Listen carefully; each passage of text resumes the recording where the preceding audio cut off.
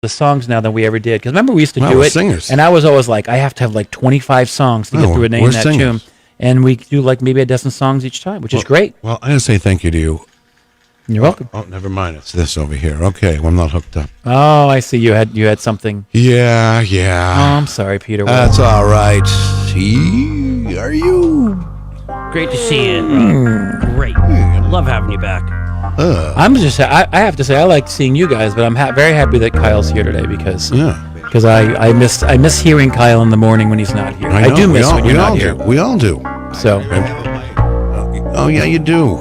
Yeah, you do. I missed you too. I made a special effort just to. I appreciate that. You get all the points, even the ones that Katie. I'll take Katie's No, you got a show tonight playing the Majestic Theaters through the stage door. What's that? Through the stage door. We're on a road trip.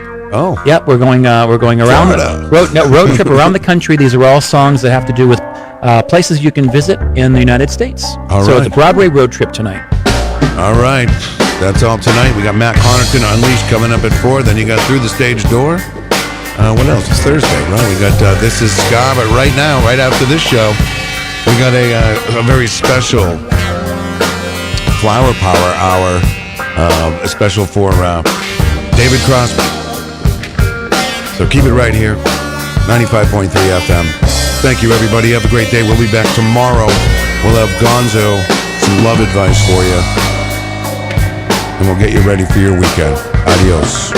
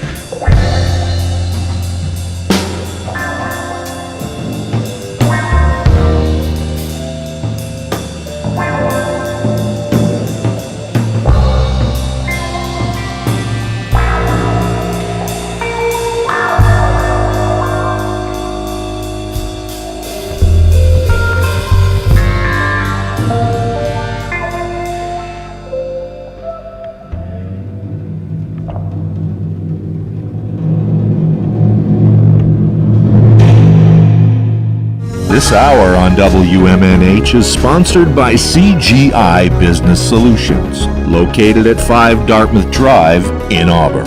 They serve all your business needs, including employee benefits planning, corporate design and business administration, investments and wealth management, and customized business insurance solutions. Their phone number is 866-841-4600 or on the web at cgibusinesssolutions.com. Bring your kitchen to life with Queen City Cabinetry, located at 87 Elm Street in the historic Sunbeam Mall in Manchester. Open Monday through Friday, 9 a.m. to 5:30 p.m. and Saturdays, 10 a.m. to 2 p.m. They can be reached at 603-222-2007 or on the web at queencitycabinetrynh.com. Come see the possibilities. Queen City Cabinetry, another proud sponsor of WMNH. Clemento's Pizzeria, family friendly, awesome for a date night. Clemento's Pizzeria. For delivery, call 603-782-8450. Clemento's Pizzeria, the best pizza in town. 1875 South Willow Street in Manchester, New Hampshire. Best cocktails around. Come in as friends and leave as family. Come on down to the Hop Knot at 1000 Elm Street, Manchester's premier craft beer and gourmet pretzel bar. Tell us more, Trudy. We make our dough fresh every day. We make a variety of styles of pretzels and serve craft beer, cocktails, and a few bottles of wine. We do the traditional pretzel, and we have multiple flavors for that. We also do stuffed pretzels, pretzel sandwiches, 3 dessert pretzels, and pretzel knots. The Hop Knot in the Brady Sullivan Plaza at 1000 Elm Street.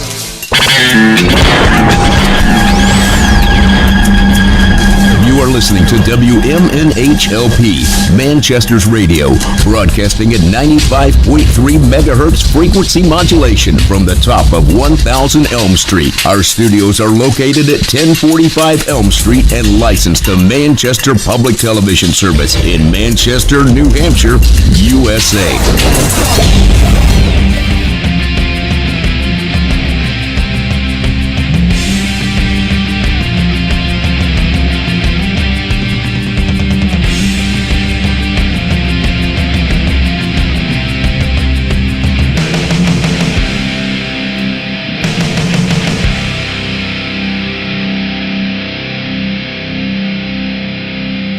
A certain comfort surrounds me, knowing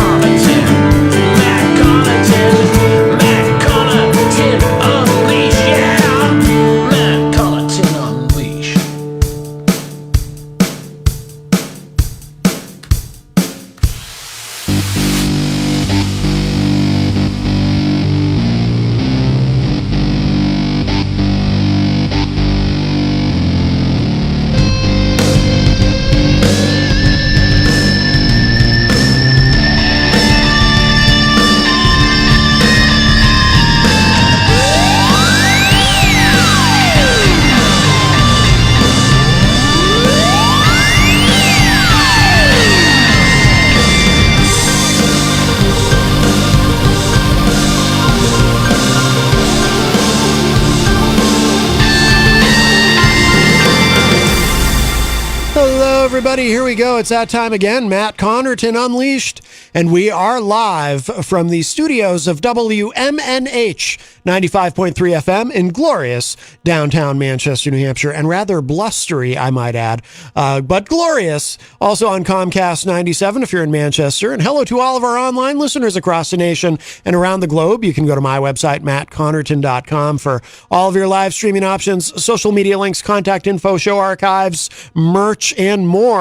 Today is Thursday, January 26, 2023, and I'm not alone.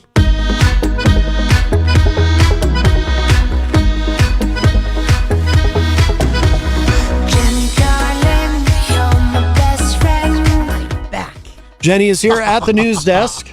Yes, twice of me. Two of me. Too much, Jenny? What do you mean, two of you? I was here Monday. Well, but you were the same person. There isn't another one of you. Well, unless there is, and I just don't know. Yeah, but I was wearing a crown Monday. That's true, yes. So, you were more royal, more regal. Yeah. Today I'm in the work boots. I think that mic's a little. Can you push that mic up a little bit? Why? Because it was aimed at your chin. Oh. You can't hear my big mouth? Is this what you're saying? Well, you sound better. You sound better if you're talking into the mic. Yeah, yes, instead of, I know. Instead of over it. Just had to say that to me. I'm going to go out and come back in again.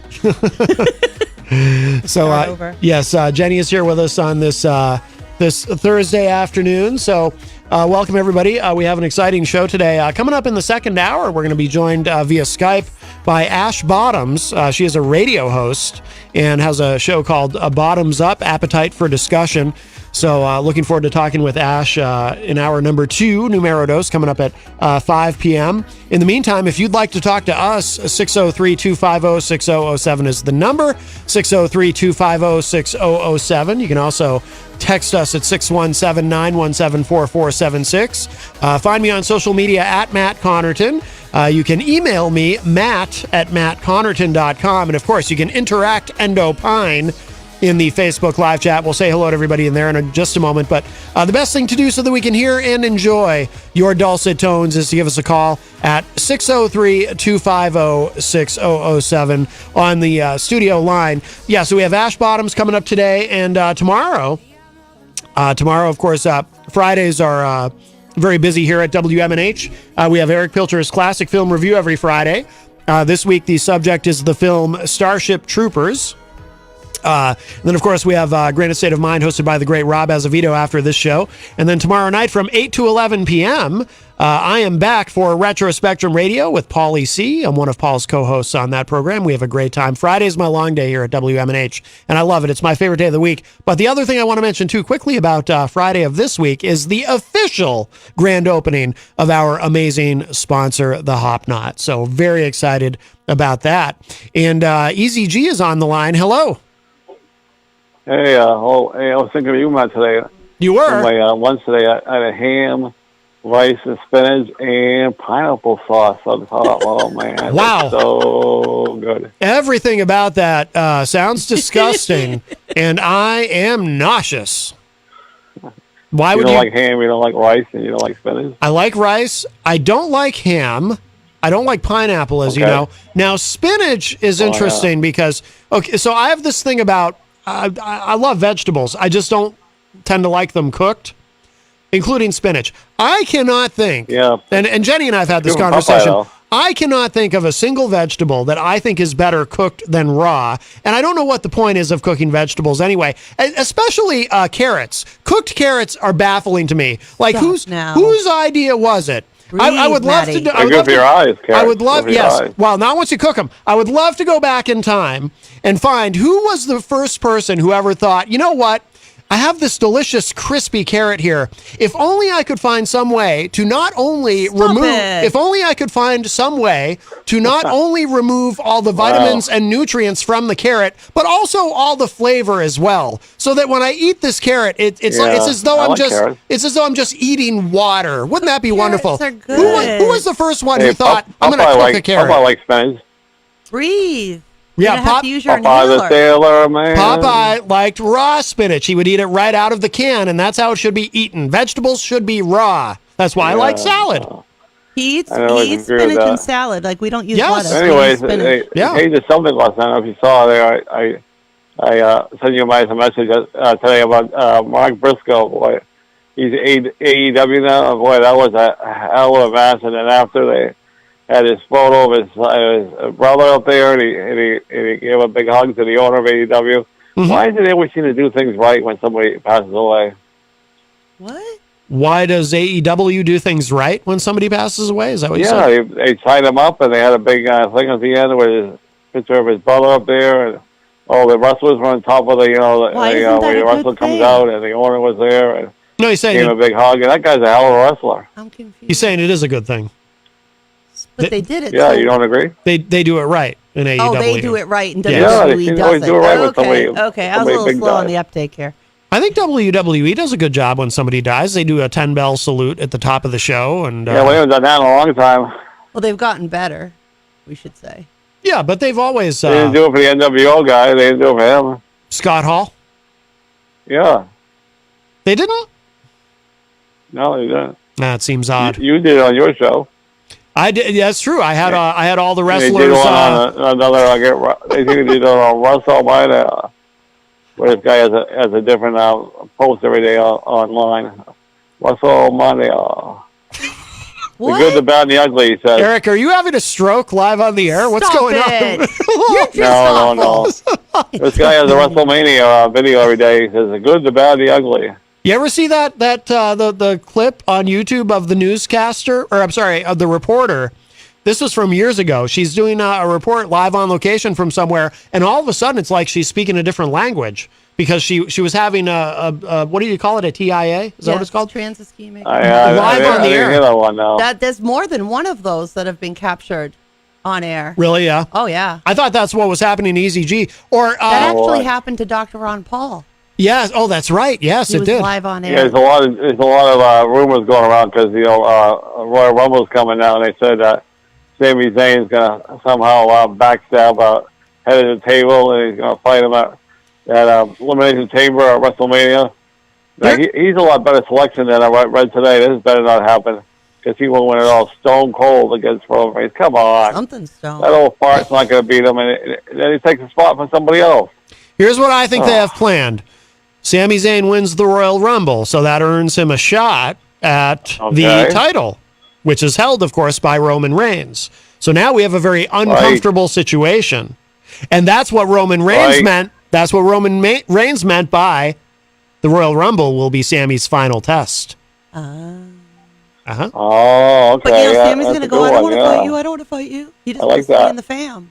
Yeah, but even on these but it's for the title. Wants to, come in and do a match with Kevin Owens like last year. It was just all for fun and stuff, but he doesn't even fight Roman Reigns. He's not going to, come on now. Nah, come on but now. They're offering him a ton of money, though, a ton of money. So. Yeah. But they're saying he's injured, though. Yeah. His wrestling days are over. Like I always say, his time is up. Delete. Whose wrestling days are over? Yeah, but it's almost tempting, right? All that money. Yeah, it must be the money. One more match. Never say never. You're tempting me to play that song. Oh no, don't. Oh yeah, the big match for AEW. And most of all, you've taken advantage to blindside and attack me anytime I ain't looking. And you say, well, it wasn't me, my brother. It was Boy Howdy. You don't know. I know who it was. I know it was you. I can hear you. I can feel you. So here's what I need you to do. I need you to put on whatever mask you need to. I need you to put on whatever costume you need to. Call yourself anything you need to so that you can walk down here and you can get stomped out. Yeah!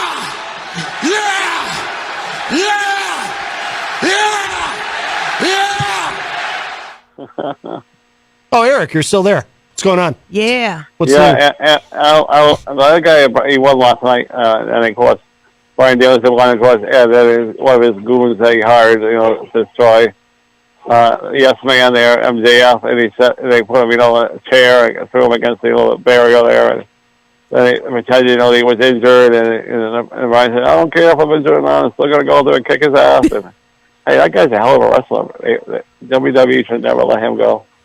Who? Bryan Danielson. Oh, I thought you meant Deion Sanders. Did he ever wrestle? No, Bryan Danielson, a hell of a wrestler. That's a bad move by WWE to let him go. I think he wanted to go. Yeah, probably the money was right too, right? Must be the money. Yeah. Go away. But that's going to be a hell of a match, an Iron Man match, 1 hour. Remember Bret the Hitman Hart and Shawn Michaels had to go into overtime when they had their Iron Man match? I remember that, yes. Years ago? Yes, of course. You don't see that in the wrestling too often, an Iron Man match. You don't see that too often. That is true. A 60-minute Iron Man match. Well, I think still is MJF's time. It's not right now, so he's got the belt, he's got the ring. Why do they do it? Yeah, I still think though when his contract's up, he's going to go for the money as the WWE's going to sign him. Going to go for the money. I think Deion Sanders should have wrestled. Do you think it's too late? How old is Deion Sanders? Stop it. Probably 100. I don't think he's 100. But don't you think that they'll do everything they can against MJF and WWE when his contract's up? Oh, absolutely. You know why? He'll go. Yeah, like you said, he'll go for the money. He'll go for the money. He'll be the new head of the table. He's a lot younger than Roman Reigns, right? And MJF is only like, 27, 26 years old? Oh, Eric, you're still there. What's that? MJF is only like 26, 27 years old. He's a lot younger than the head of the table, Roman Reigns. That's true, yes. Oh, what a storyline that'd be, too. That guy, he backstabbed there. Go to the Hall of Fame this year.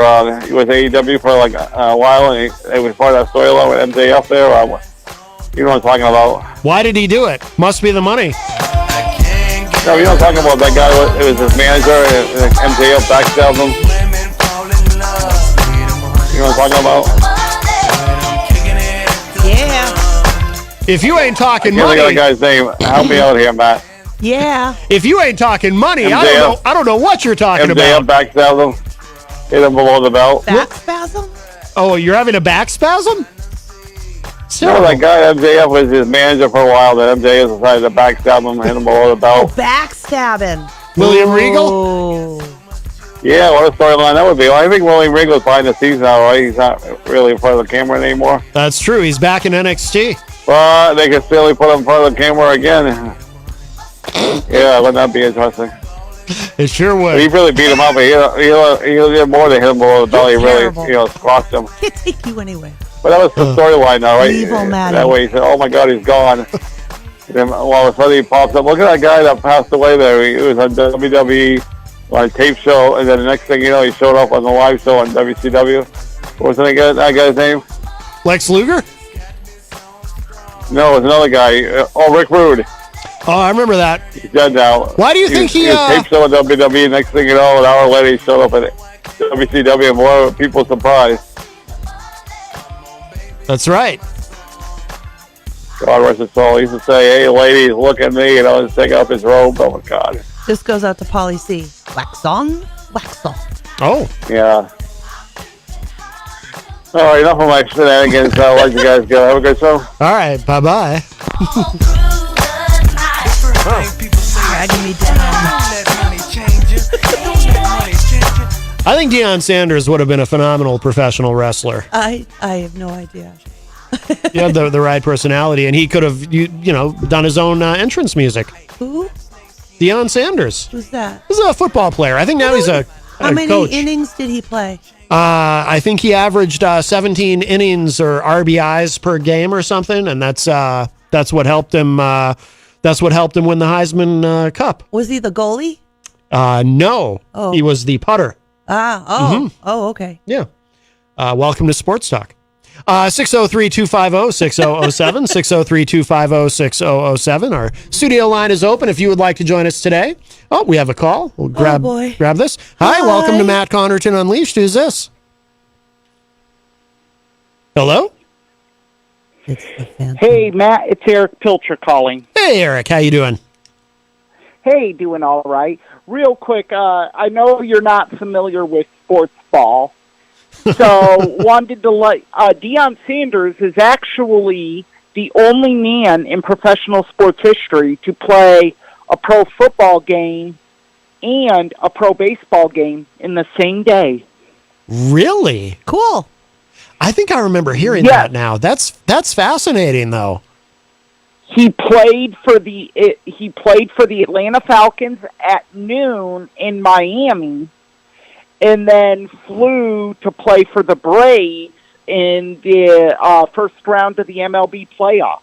No kidding. That's cool. So the seasons overlap then. See, I'm so much not a sports fan. I don't even know when the seasons are. So the baseball and football, the seasons overlap, obviously. Only for the winners.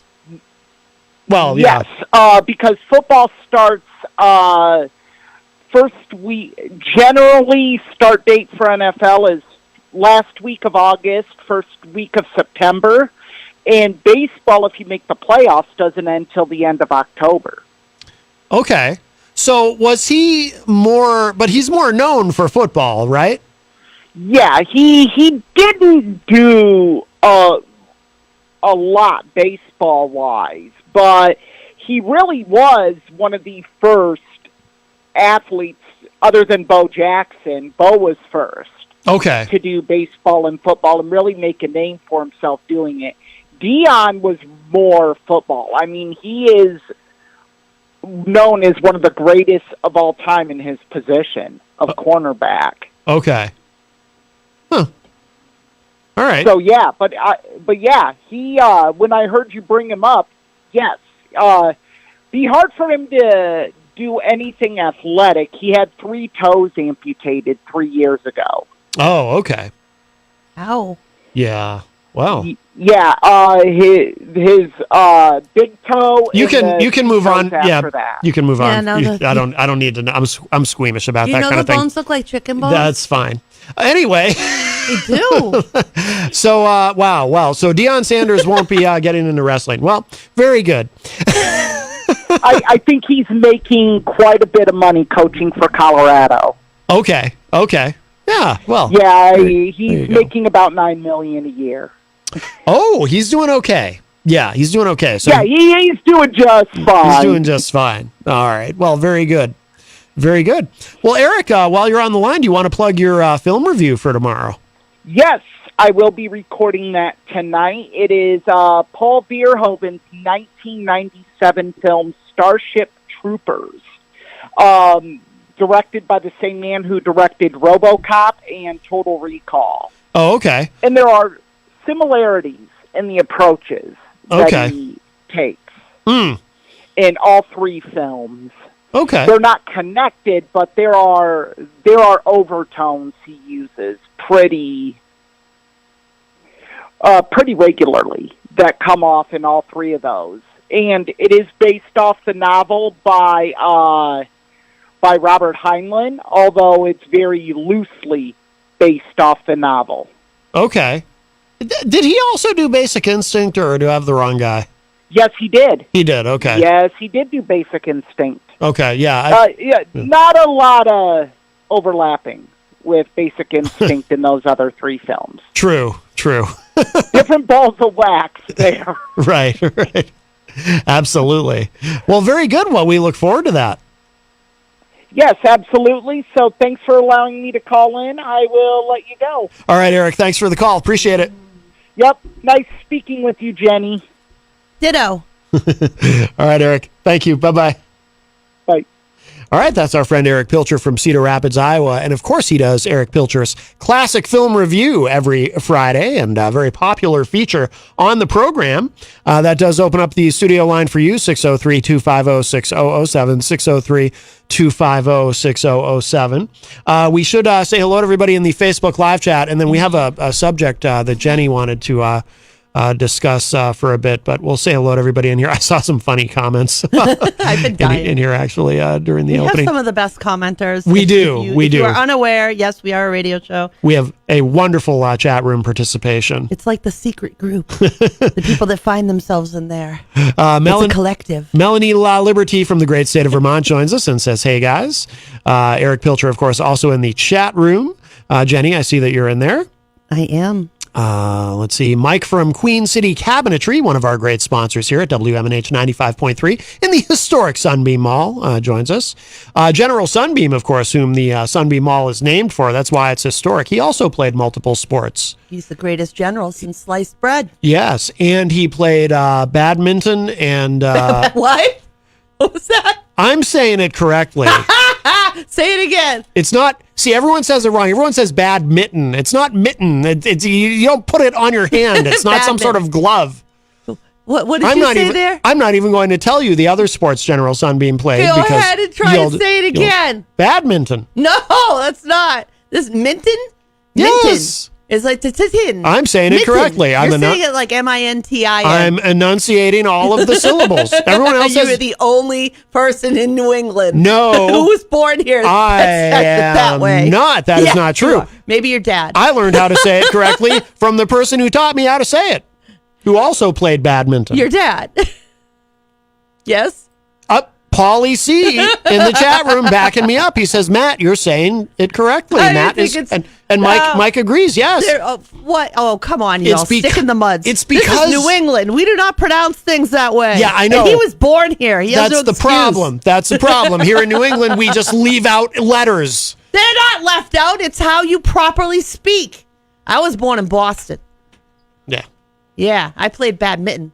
Yeah. Well, you okay? Yeah. So what did you wear? Special gloves? No, they didn't know what to do with me because I was lefty. Did you have gloves with holes in them, and you were like, these are bad mittens? And I just looked like I was trying to swat flies. I never hit anything.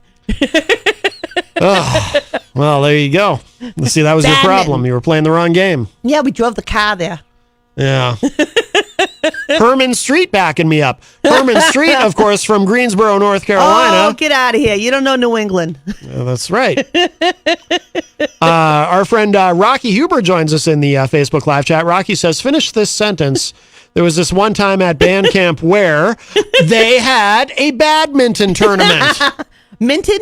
No, Minton. It's like you got two T's in there that don't belong. No, I said Minton, not I don't Minton. think that's right. No, that ain't it. You're thinking of Rin Tin Tin, the dog. Nah. One time at band camp where Rin Tin Tin was hit by a car. It's not badminton. I agree. That's what you said. Paulie C said, I love ABBA. And when he said that, I didn't process it right away. At first, I was like, why is Paul saying that? And then I realized because in the opening song, I wanted to play some Day to Attend on the show today. You know, we usually open with a song and then we play another one going into the 5 o'clock break. And I know Day to Attend had recently been guests on Bottoms Up, Appetite for Discussion. And since Ash is coming on today. Because we love them too. So I figured I'd play some Day to Attend. But anyway, there's lyrics in that song, Knowing Me, Knowing You. Oh. And I didn't, so when I saw... Ding, see, I just learned now. When I saw Paul's comment, I didn't get it at first, and then I'm listening to the song and I'm hearing the lyrics, Knowing You, Knowing Me, Knowing You. I was like, oh, yep, okay, I get it. I get it. I like ABBA, actually. I do too. Was that what was the name of the song you played by them? Knowing. Okay. Yep. The one I had going in my head was Come Around.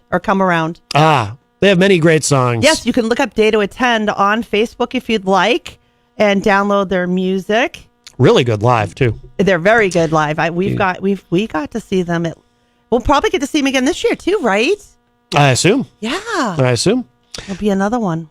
Another festivity. Yeah, Mike from Queen City Cabinetry says, I was thinking the same thing with the first part of the lyrics. Cool. Yeah. See, now every time I hear it, I'm going to think of that now. Paul E.C. also posted in the chat room tomorrow night on Retro Spectrum Radio. Matt and DJ Steve and I will be playing chronological alphabetical songs from 1957 to 1982, one song from each year. Yes, we look forward to that. Herman Street, I did mention, is in the chat room. Herman Street says, good afternoon, hashtag Matt. We say to you from us. We say hashtag Jenny, how are you doing? Hi, hashtag Easy. We say hi there. I don't know. Paul posted in here the descriptor from the dictionary for badminton, and the T is silent.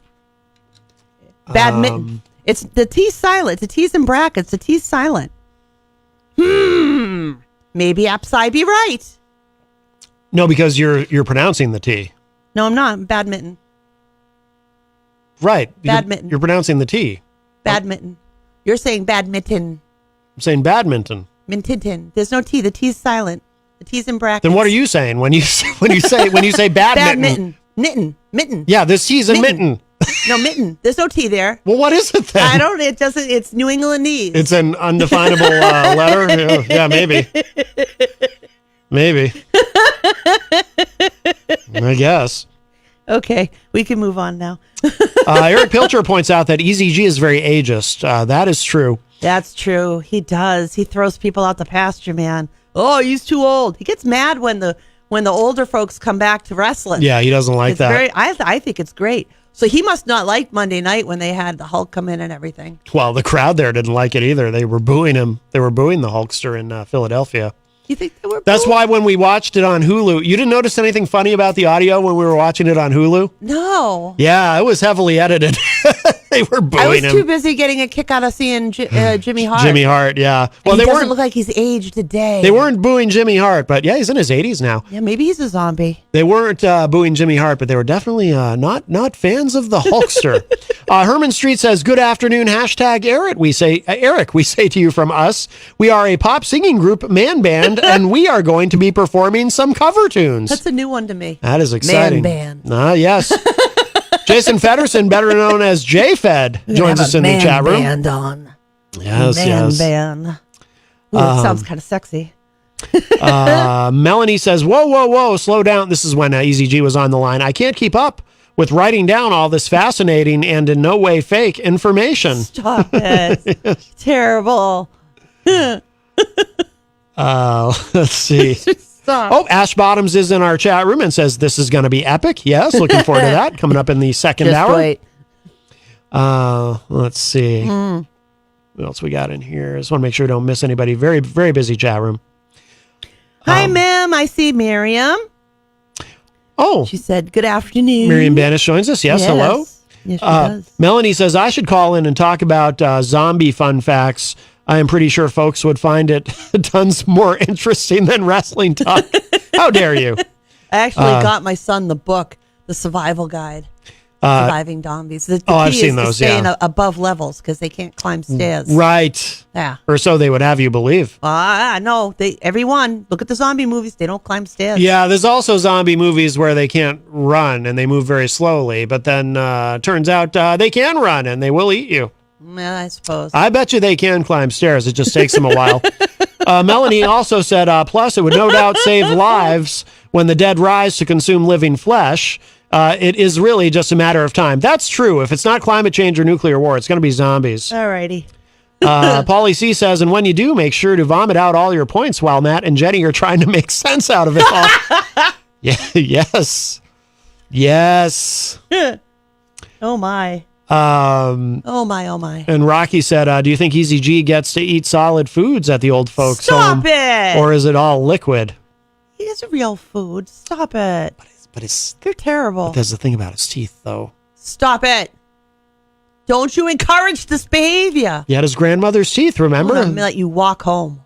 You know the story, right? What happened to his teeth? Yes, I know what happened to his teeth. The hospital lost them. Yeah, but he inherited, what that happened, I got the full story.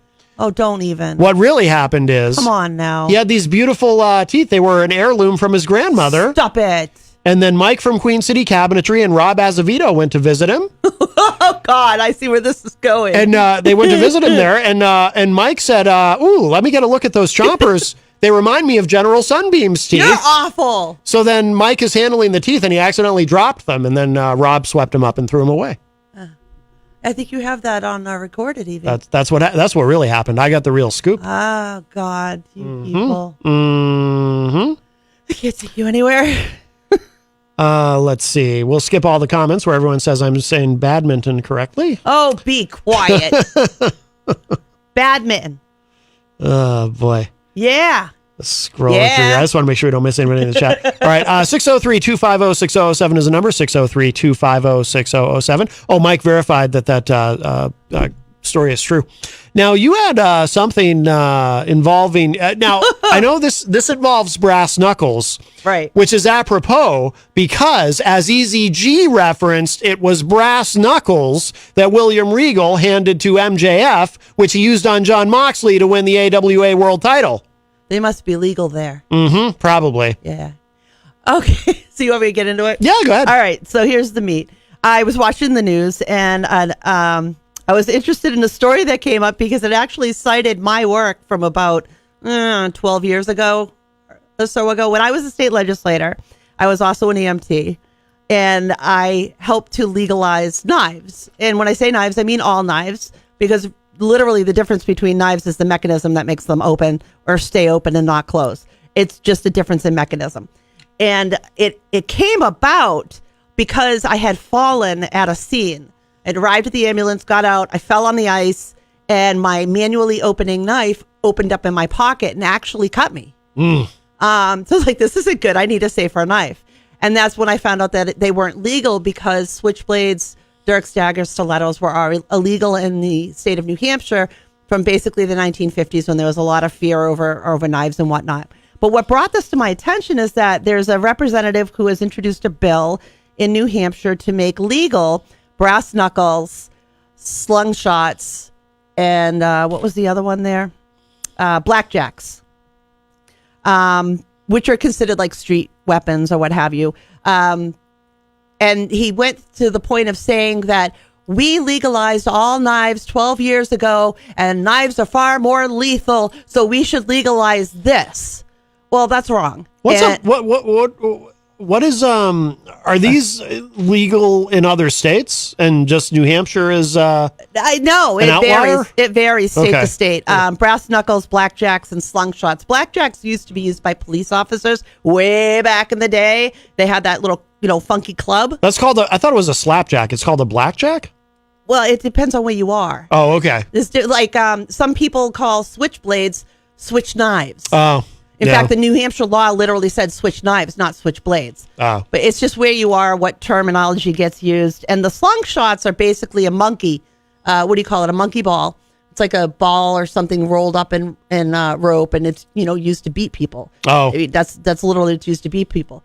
But he was wrong in his statement because the legislative intent of legalizing the knives was about tools. It was about EMTs being able to have safe tools. It was about electricians.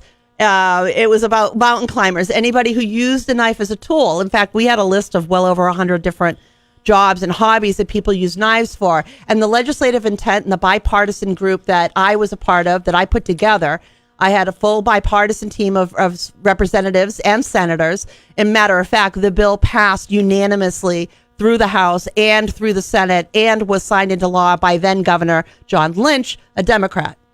So the legislative intent of that bill and why we did that bill was to preserve and make it easier for people to have tools at their disposal.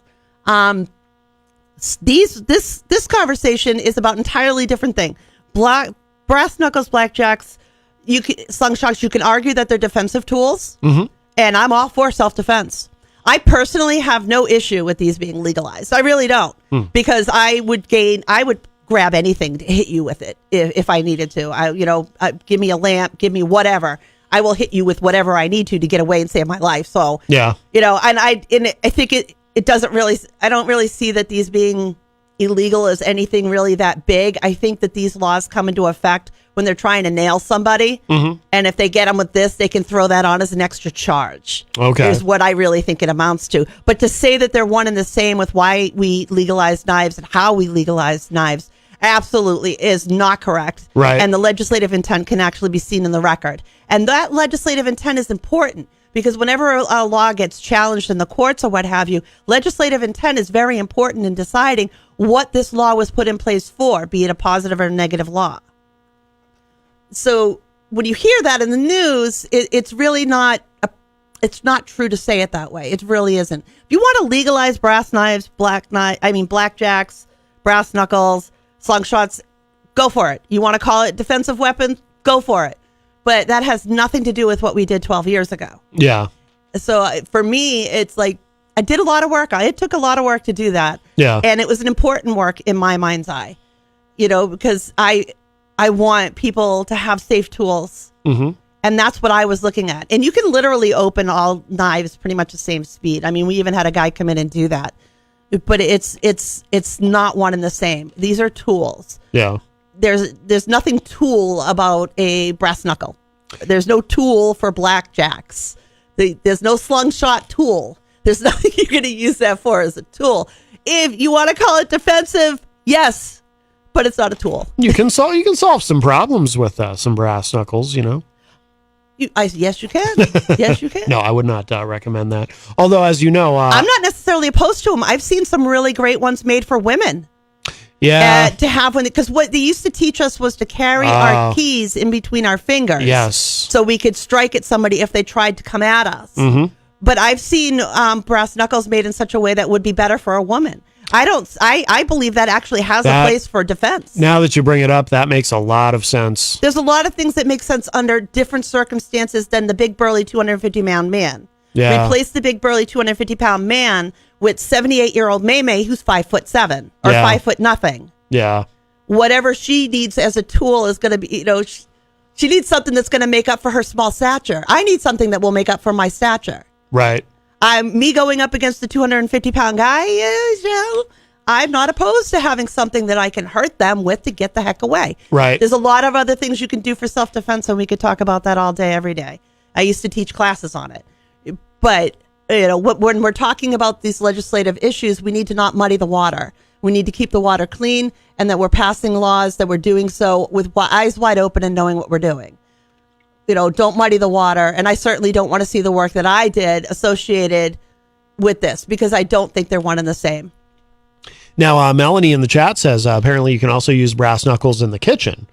She says, I mashed potatoes with my brass knuckles. I've never done that. What I'm curious about, though, so does that mean brass knuckles are legal in Vermont, or I don't know. Are they illegal unless you're using them in the kitchen for culinary endeavors? If I had to guess, I would bet that they're illegal in Vermont, but I would have to look it up. Yeah.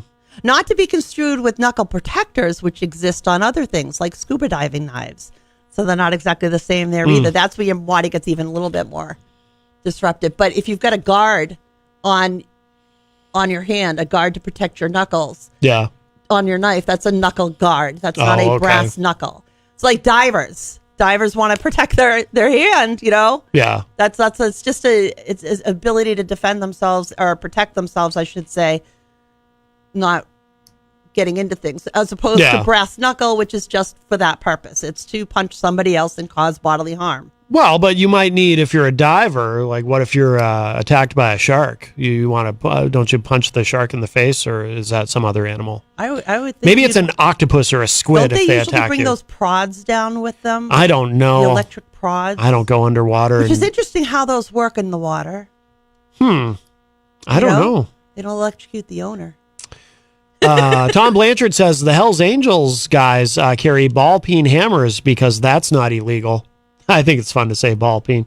But yes, wow. They, that's why you want to be careful around those guys. Oh, we have a call. Oh, boy. I think it's our friend Eazy-G. He probably has some brass. Eazy-G and I, we used to be in a street gang together, and sometimes we would pull out our switchblades, and then some music would come on, and we would start dancing. Stop it. Yeah, no, it happened. No dancing with knives. Well, we were careful. Hello, Erich. Yes, I remember now. MJF has brass ring where he hits people with it and knocks them out. Well, he's not. If you need whatever you can use, brass knuckles. But remember what they say in World of Wrestling: it's not. If you don't get caught, it's not. Yep. If you can't win, you cheat. Stop. Okay, here's the quote. Right, I know, messed it up. Bobby the Brain Heenan used to say, "Win if you can, cheat if you must, but always." I'm sorry. Damn it! I got it wrong. Ha ha! Win if you can, lose if you must, but always cheat and never get caught. That's what Bobby Heenan used to say. Right. I remember Eddie Guerrero said, "Cheating, lying, and stealing." That's right. He used to do that thing with the chair, and the referee thinks that he would hit the guy with that. He thought, you lie down. He's thinking that the guy hit him with a chair, and he won a lot of matches. You ever hit Bruce? That guy was the best, Eddie Guerrero. Oh my with God. some brass knuckles? Matthew McConaughey. No, I don't think he ever used brass knuckles, but he used a chair. His thing where he pretended like he got hit in the head with a chair. That guy was the best, Eddie Guerrero. One of the best wrestlers as far as the crowd loved him and everybody loved him. And You ever? But he died at a young age, you know. You ever hit Bruce with a had steel hard chair? living. He did. Yes, 38 years old, I believe. Same But age he's as one of the most famous wrestlers Jay out there. Briscoe. Everybody loved him. Yes, it's a terrible loss. Oh, definitely. You know, another time you used to say bedtime stories. Huh? Bedtime stories? You said, oh, yes, a storyline going for a while. Eddie Guerrero, bedtime stories. This is part of the storyline. I don't I don't remember. remember all the details, but, and of course, he was friends with Rey Mysterio there. And Yes. I don't like that storyline now. His son there is a bad guy, you know. Oh, and, it's funny. He showed up at his house on Christmas Dominic and looks like he's Christmas 12. and Thanksgiving. Hey, it's family time, you know. And the last time he showed up at Christmas, he got arrested. And he didn't go to jail, you know. It's all fake cops and all that stuff. Security comes to the ring, you know. This guy they hire for the night. They're not really cops. No. Yeah. Do tell. Yeah, I do like the storyline though, where that wrestler, I can't think of her name right now, pretends to be his mama. You know, I'm blowing up on the name. She's going to enter the women's men's Royal Rumble there. I know who you mean. I'm forgetting her name too. I can picture her. But she's a hell of a wrestler too. She likes to get the men to hit her in the face. And she's really tough. She's like the Rhea ninth wonder of the Rhea Ripley. Yeah, she's not as good as China, but she's really good. No, in the ring. she's better than China. China was not very good in the you might ring. be right. You're probably right, but I don't She's think she's going to win the men's Royal Rumble. But she may throw a couple of the weak guys over the top rope. By the way, I've received a communique. Our friend Erich Pilcher says, I hear Eazy-G is facing the Hulkster in a Hell in the Cell match at the SNU Arena. Oh, man. Is that true, Eazy-G? Yeah, Hogan's too old to be in the ring anymore. And plus, he's too old. Uh-huh. He's like 70 now, so that's too old. But then again, Ric Flair did one more match, and that was a pretty horrible match. I know. I didn't watch it. I intentionally avoided it. Yeah, I saw some highlights on YouTube. It was pretty bad. Uh-huh. You had to get a doctor to look at him before the match, after the match, and he come on. Like I say one more time, when the DX guys, Triple H and Shawn Michaels, and wrestled The Undertaker, maybe Goldberg or something, and they were all injured after. It was like one of the worst matches in the history of wrestling. Erich Pilcher says that Bruce is the special guest referee in your match against the Hulkster. Oh, boy. Yeah, you're screwed. All right, enough wrestling talk. People are going to sleep, so I'll let you go. All right, bye-bye. All right, I guess it's bedtime at the assisted living facility. So going to sleep. Why do you have your headphones off? What's the matter? Sounds like something's banging above our heads. Oh, there was there is some construction going on in the building. Actually, the other day, I was telling you, coming in the other day, there was I could hear a power drill right before my show. I was like, geez, I hope they're done before my show. And they were, so it was fine. But I was immediately reminded of, have you ever seen Lawrence O'Donnell, the Stop the Hammering? No. Oh, you've got it. I'd play it, but there's swearing in it, so I can't. Unless You'll have to show it to me later. It's really funny. Anyone listening, if you haven't seen it, next time, not right now, stay with the show, but later, go on YouTube and type in Lawrence O'Donnell, Stop the Hammering, and you will see what happened was Lawrence O'Donnell, who hosts a show on MSNBC, apparently there was some hammering going on somewhere in the building at 30 Rock during his show, and he could hear it. And during the commercial breaks, it's kind of on the level of Bill O'Reilly. Everyone's seen the famous Bill O'Reilly flip out, right? Do it live. Yeah. So this was kind of on that level, and he keeps yelling, like Lawrence O'Donnell, he's having a meltdown, and he keeps yelling, "Stop the hammering!" Oh, it's so good. It's so good. You have to see it. If you haven't seen it, you must see it. Just Lawrence O'Donnell, Stop the Hammering. By the way, I wanted to mention that Paulie C. in the chat room said, hey, Matt, this may be premature, but I am so excited. I can hardly contain myself. My belly button has been... What? My belly button has been puckering and unpuckering all week. Ugh. I just have to tell someone next Friday on the show, not this Friday, but next Friday, we will be joined on Retro Spectrum Radio by our lovely sponsor, everyone's favorite Butterfingers, and owner of Queen City Cabinetry, Mike Pelopita. Oh, cool. So that will be on next Friday on Retro Spectrum Radio. Very nice. I look forward to that much. Yeah, Mike's a great guy. Absolutely. We should... Did you have anything else on that subject? I mean, do you think this bill to make those legal, is that going anywhere? Is that it's a Republican it's a Republican proposed bill, and they do rule the chambers, and they do rule the governor's office. Yes. So it's entirely plausible. Yeah, but like I said, I mean, I don't really see a big deal. I really don't in this day and age. Yeah, you know. I don't think we're going to start seeing Wild West in the street if it passes. Yeah. It's just a different thing. We're talking about defensive weapons versus tools. Well, I like the idea. See, I was kind of unsure, but then when you mentioned, women, I like the idea of women being able to, when they're, walking somewhere late at night by themselves, and they even sell those little ball things on keychains, which I think technically would make them illegal. But I like the idea of women being able to wear brass knuckles when they're, somewhere where maybe, in a parking garage or something where, something bad can happen. They used to teach us to stick our keys in between our fingers. Yeah. But nowadays they'll tell you, or we used to talk about, throw your keys in the opposite direction and run in the opposite, so maybe they go after the keys and you go the other way. That's one. I don't understand that. To try and distract the person that you think's about to attack you. Someone's trying to attack you or come at you. Throw your keys in a different direction and try and run the other way. Turn your back and run. Yeah, that doesn't sound great. I've never been a big fan for turn your back and run. Yeah. What about pepper spray? Pepper spray is great, and it's legal in all 50 states, but it depends on what state you're in as to whether or not you have to have some kind of certificate or license to carry it. Here in New Hampshire, it's perfectly legal to carry. Yeah. And most stores sell it, even Rite Aid. Yeah. A lot of times you'll see them in there, they're pink colored because some of the money is going towards breast cancer. Yep. But you got to be careful with that. You better know which way the wind's blowing. Because if you spray it and you don't really, you'll get it in your own eyes. Yeah. You'll stop yourself instead of them. I never hear about anyone actually using it. I wonder if people... Pepper spray? Yeah. I'm sure. I mean, I never hear any stories of someone... The good one is the one that's got the dye in it.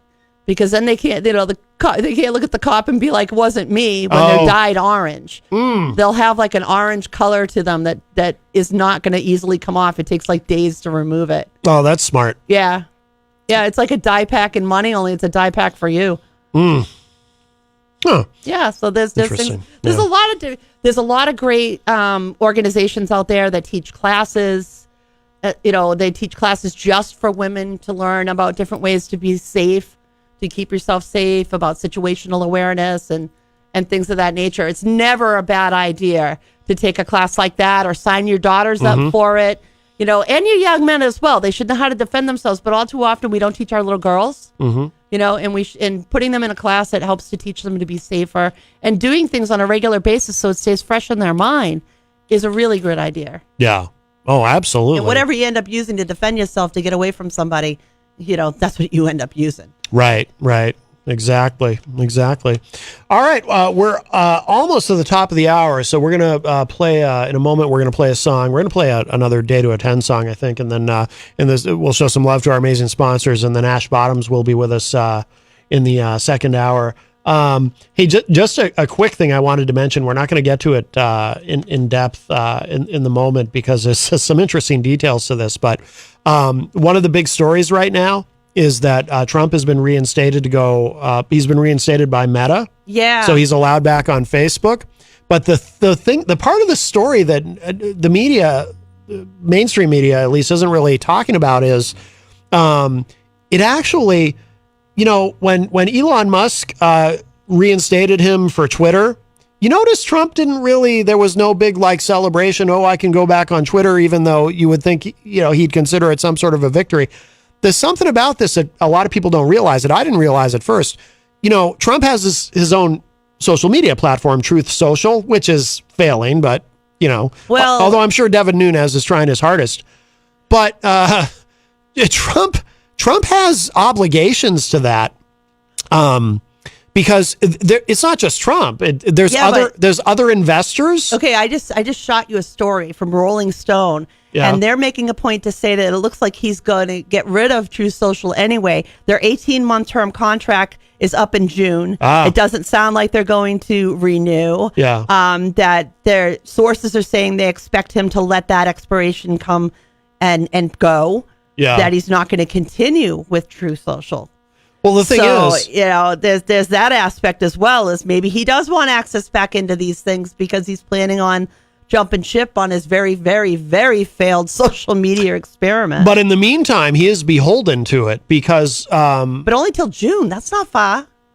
yeah. But I mean, for him, I mean, I'm sure he's If this is true. Because what's definitely true is, and this is what I learned recently, there are other investors in Truth Social, and part of the agreement is, because he's the big draw, right? Part of the agreement is that, and this is all legal, this is binding, he can't post outside of Truth Social without posting on Truth Social first. Right. So say it has to be 6 hours prior to it hitting any other social media. Yeah. That's what's going to expire. So if he, so right now, exclusivity orders, what's going to expire? Yeah. But right now, so if he wants to post, if he wants to make an announcement or something, he can't just go on Twitter or Facebook and do it. He has to do it on Truth Social first, and then enough time has to pass. So he has to always, so it just puts him in an awkward position in a way. It's like, he's it surprises me though. He's getting back on these social media platforms, but it's not, but it's awkward because it's an opportunity for him to effectively compete against himself if he goes on these social media platforms and uses them to their full extent. So I just think that part of it's interesting. It surprises me that they did it for 6 hours because that's such a long time in social media that they would put such a huge doesn't surprise me. If I were an investor in something like that, I would want to know, because I'm sure the investors had to consider, well, okay, so Trump is going to be the main draw here. If he gets reinstated on these other social media platforms, am I investing in something that's going to be completely useless as soon as they let him back on Twitter or Facebook? You know what I mean? So I'm not surprised at all. If anything, I'm surprised. I would be surprised. I am surprised, actually, that they didn't go further with it, that these investors didn't insist on, no, you got to wait 24 hours or you don't go back on Twitter or Facebook, even if you're allowed, because, you can't, we're not going to invest in something that you're going to turn around and compete against. Right. And they're talking about the fact that this happens in June. That's right before the Republican primary is going to start heating up. Yeah. And that they're saying that Trump's exclusivity term would automatically renew for 6 months unless notice is given. In the event his exclusivity term expires, Trump would still be required to post contemporaneously to Truth Social. But he wouldn't have to stick to that, I have to post there and wait 6 hours rule. Yeah. He would be gone for that. But there's some people saying they think he's going to just get rid of it. Yeah. It hasn't done him well. It hasn't. It didn't flourish. It didn't take over. It didn't shut down Twitter. It just kind of happened and fizzled. Boy, it's hard to imagine one of his businesses failing, though. I know. Could you imagine it also? There was like a wait list that was what? I'm being sarcastic. I know. I'm agreeing with you. I just want to make sure the audience knows. Oh, yeah, this is true. I have a very dry delivery. Yeah. It's Truth Social. It may go the way of Trump steaks and Trump wine. And then he rolled it out and people ended up in like these massive electronic lines. Everybody's on hold. Everybody's on a waiting list. Yeah. Nobody can get in there. So right at the get-go, when it would have been the time for it to blow and be like, this is great, they fizzled it right out of the gate. They couldn't even get it. Yeah. All right, well, we are at the top of the hour. Let's take a break. We're going to play some Day to Attend. We're going to show some love to our amazing sponsors.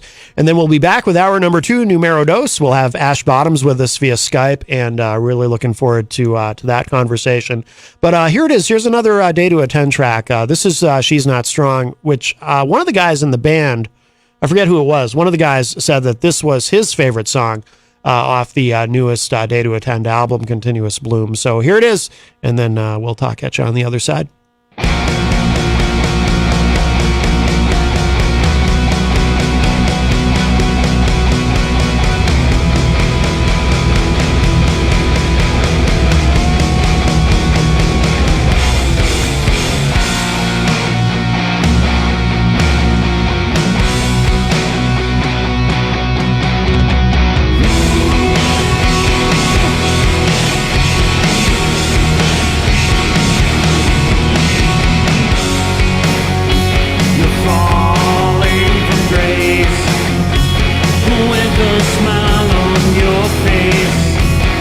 got your way again.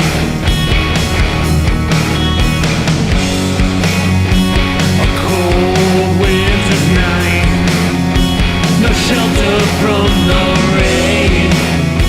I pray you'll see the light.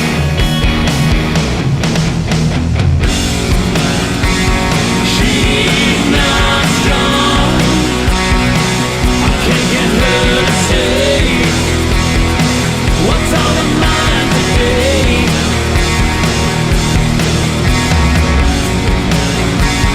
She's not strong, she never wants to stay. She always walks away.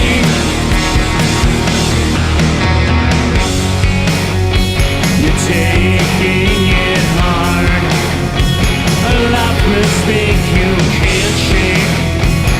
This is your last chance, make it count.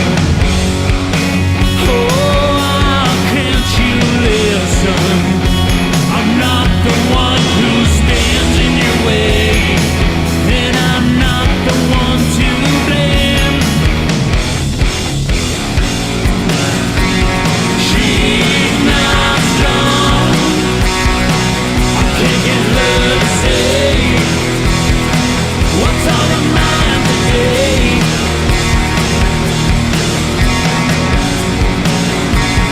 She's not strong, she never wants to stay. She always walks away.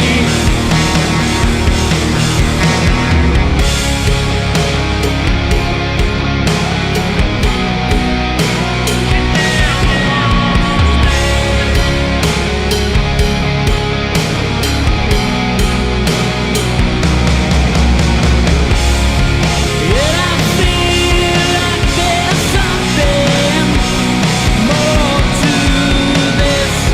I can't get no reaction from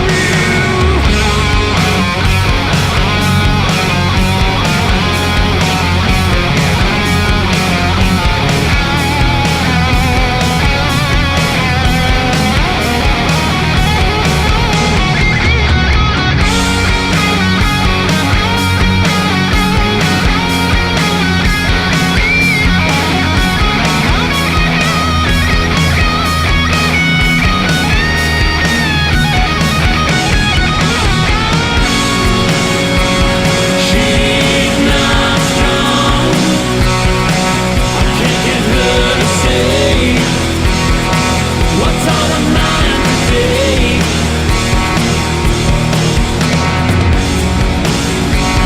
She's not strong, she never wants to stay. She always walks away. She always walks away.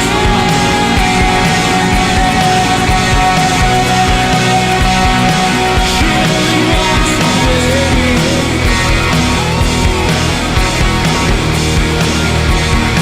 She always walks away.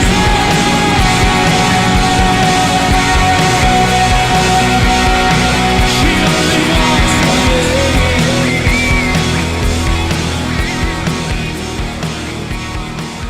Come on down to the Hop Knot at 1000 Elm Street, Manchester's premier craft beer and gourmet pretzel bar. Tell us more, Trudy. We make our dough fresh every day. We make a variety of styles of pretzels and serve craft beer, cocktails, and a few bottles of wine. We do the traditional pretzel, and we have multiple flavors for that. We also do stuffed pretzels, pretzel sandwiches, free dessert pretzels, and pretzel knots. The Hop Knot in the Brady Sullivan Plaza at 1000 Elm Street. Bring your kitchen to life with Queen City Cabinetry, located at 87 Elm Street in the historic Sunbeam Mall in Manchester. Open Monday through Friday, 9 a.m. to 5:30 p.m. and Saturdays, 10 a.m. to 2 p.m. They can be reached at 603-222-2007 or on the web at queencitycabinetrynh.com. Come see the possibilities. Queen City Cabinetry, another proud sponsor of WMNH. Clemento's Pizzeria. Family friendly, awesome for a date night. Clemento's Pizzeria. For delivery, call 603-782-8450. Clemento's Pizzeria. The best pizza in town. 1875 South Willow Street in Manchester, New Hampshire. Best cocktails around. Come in as friends and leave as family. This hour on WMNH is sponsored by CGI Business Solutions, located at 5 Dartmouth Drive in Auburn. They serve all your business needs, including employee benefits planning, corporate design and business administration, investments and wealth management, and customized business insurance solutions. Their phone number is 866-841-4600 or on the web at cgibusinesssolutions.com. WMNH, rip the knob off.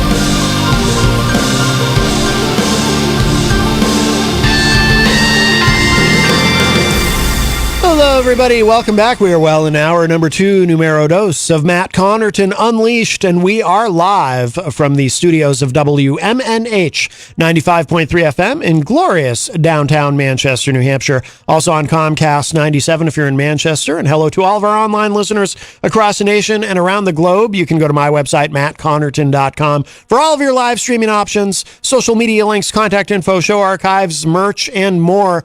Today is Thursday, January 26, 2023. Jenny is here as well at the news desk. Present and accounted for. And I'm going to go ahead and give the high sign to our friend Ash to Skype in. We're going to be joined momentarily by Ash Bottoms, host of Bottoms Up, Appetite for Discussion, a great She has a fun way radio of show. saying your name.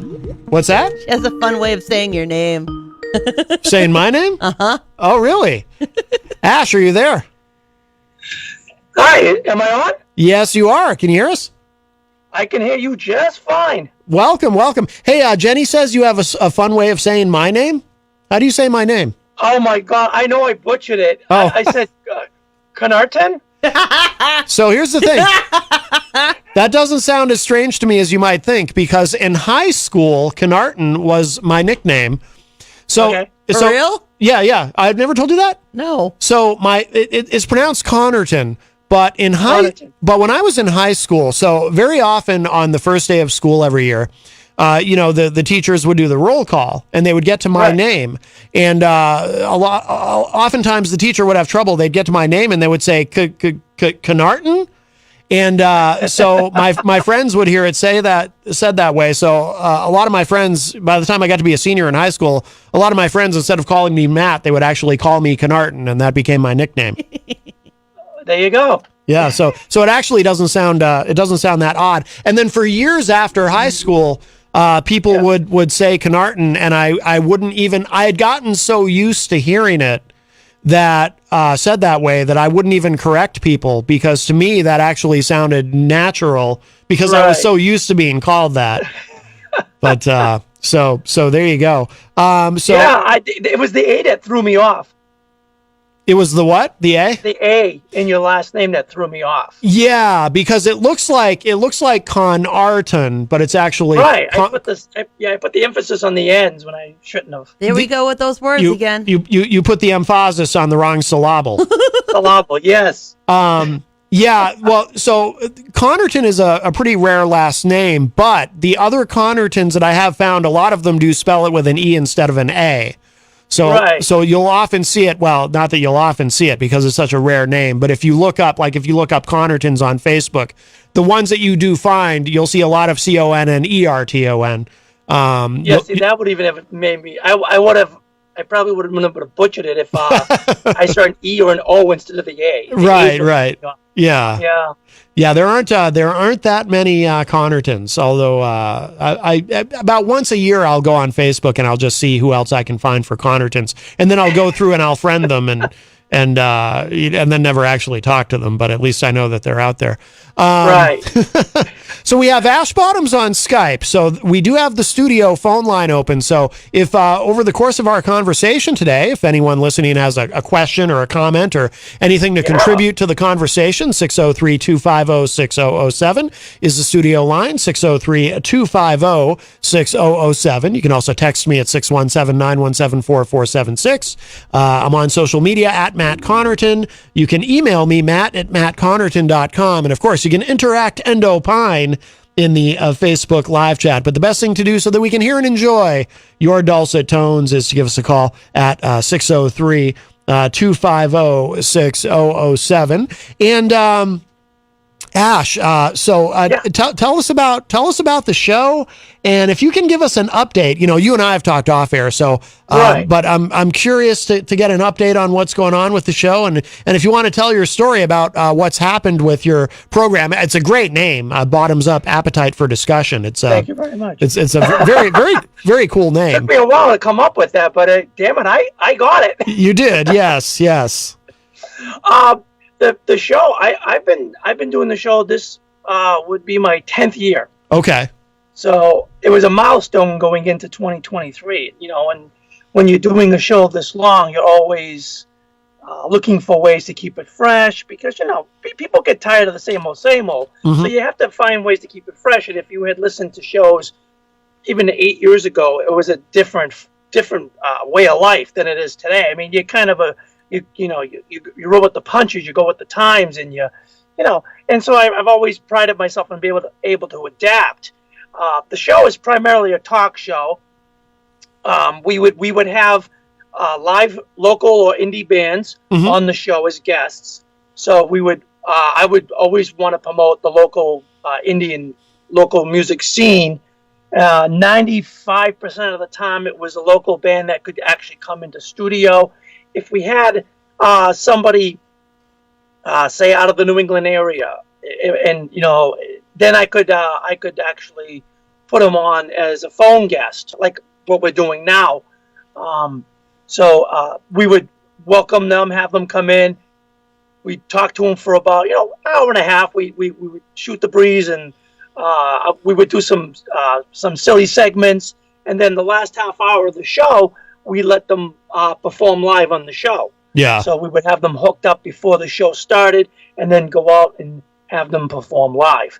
And so I always thought it was unique, because I never came across any shows doing what I was doing. So I took pride in that, and the fact that we always were able to get bands that come in all the time. Mm-hmm. I mean, 52 weeks in the year, I was probably doing about 42 shows a year, and with the holidays that would fall in the time frame, so about 40 shows a year, and to get 35 to 40 bands on the show every year, for them to commit, was great. It's a great feeling, because it was always promised every week we'd try to get somebody in. Right. Yeah, you get your last minute cancellations and whatnot, and that can throw a wrench into the mix. But most of the time, for a good part of the time, about a good 90% of the time, everything went as scheduled. It was stressful, but it was fun. I took a lot of pride in doing the show. I loved all the guests. It was a live show, so anything could happen, and usually did. And we've had we had a live text line and a live phone line, just like you do. So we would get calls, we would get texts. I think my show, where the show was broadcasting, was the only show, as far as I know, was the only show to blow up the text line and the phone lines in different nights. So I took pride in that. It means that people were tuning in. It was doing great. Yeah. Right now, the show is not on the air. Go figure. And there's a lot of, I don't want to say a lot, but there's definitely some drama in it. And just a lot of, I don't think the station was being fully straight with me. And so it wasn't my choice to go off the air. It was their choice to remove me from the air. Yeah. Were you at the same station for the full 10 years? No, actually, when I started 10 years ago, I think I may have said this to you. I was on a place called Unregular Radio. Yes. Oh, I right. Yes, at Downtown Crossing. Yep. Yeah, I was interviewed on there once years ago when I was in a band called Chemical Distance. That's right. You had told me that. Yeah, they had a really cool setup there. Yeah. That's where I caught the bug. That's where I caught that radio show bug. Before that, we're going back as far back as like 2009, 2010. Maybe 2008 even. I was because I'm transgender, and I would often be asked to be on Nightside with Dan Ray. Dan Ray would contact me. He's a friend of mine, and he'd say, you're going to come on the show, and we're going to be talking about a certain topic. Love your opinion on it. Yeah. And so I would come in. I've probably been on the show about 4 or 5 times, and then Bradley J had me coming on a show, I think once, maybe twice. So it wasn't uncommon to see me walking around the WBZ studios. So it was a lot of fun, and I was like, I used to tell Dan, it looks really cool doing what you do. And he's like, oh, yeah, I've been doing it for a long time. But then somebody I met decided to do a podcast or a live radio stream, and they were looking for a co-host. And I said, what the heck? I got nothing to lose. So I put my name in. He said, come on down. Let's give it a shot. I went down, and I co-hosted with him for 2 years. Apparently, he liked the dynamic. We got along well, and I did it for 2 years. I was his co-host, and he was kind of more of a serious type show. Yeah. And if you've heard my show, I'm like Howard Stern. Yeah. I go anywhere, talk about anything, go anywhere. So it was kind of like oil and water, but we made it work, but I was feeling constrained, like I really wanted to do more. And so that's when I decided to go on my own. Unregular Radio gave me a shot. Yeah. I was doing Saturday nights. I think I was doing from 9 to 10, which was like you wouldn't expect anyone to tune in, but we were getting calls. Yeah. And people were tuning in. And then they got bought out by Dig Radio. And we ended up moving the location. Yeah. And so we ended up moving the location. And then I guess the people at Unregular Radio had a fallout with them, and so Dig decided to nix all shows that were under the Unregular Radio banner. That's and too so bad. With that, my show was. I was told that's it, but fortunately, I ended up going to Gag Order Network, and they like the name. Yeah, that's a cool name. Yeah, so they changed it now. They're not known by that anymore, but they've rebranded themselves, which is why I'm not there. Oh, but They said, hey, we were kicked off. We were the Gag Order Radio show. Now we're going to start our own thing. We want to get people in, and we saw what you were doing, and we want to give you a shot. So it's like I ended up going there, and it was at least an hour drive to get there. So it was definitely a commitment. But I was with them for about 5 years. Oh, okay. And we had there was a little bit of a fallout, but on I hate to say it, but on politics. Yeah. And well, this is the right show to talk about it if you want to if you want to explain. I tend to be conservative. Yeah. But it wasn't gelling with them, and they were accusing me of certain things, and I was like, that's not me, and they were going to remove my show, but I ended up talking with them, and they're like, well, we'll still work with you, but I was at the point where I felt uncomfortable now. Words were said and people weren't talking to each other, and I'm like, it really probably isn't the best place to be now. But were you doing the way you were doing the show there when you were at Gag Order? Was it the same as what it ended up being later, where it was talk and then music at the end, or?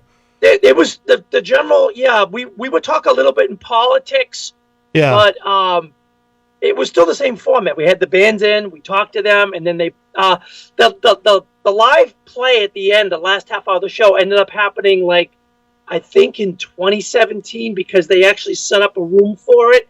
So we were like the test, because the band said, we should play here, and I was talking to my producer, and I said, can we do it? He said, well, we haven't tested it. So I said, well, can we test it during the show? And it was a little messed up, but it worked. And so we ended up by the next week, or it was either the next week or the next 2 weeks, we had everything working. And so it became a part of the show. But we had I had a kind of a falling out with them, and people weren't talking. And I was like, hey, can we at least, it was the end of November. I said, can we at least let me finish my last 3 shows? I have a year-end show I do called the Ash Bash. We have a bunch of bands on, so they can network, and we have a nice 2-hour jam session, and everything's. We have a great time, and people tend to listen, and it's a lot of fun, and nobody does this. And so they were like, yeah, all right, we can do that.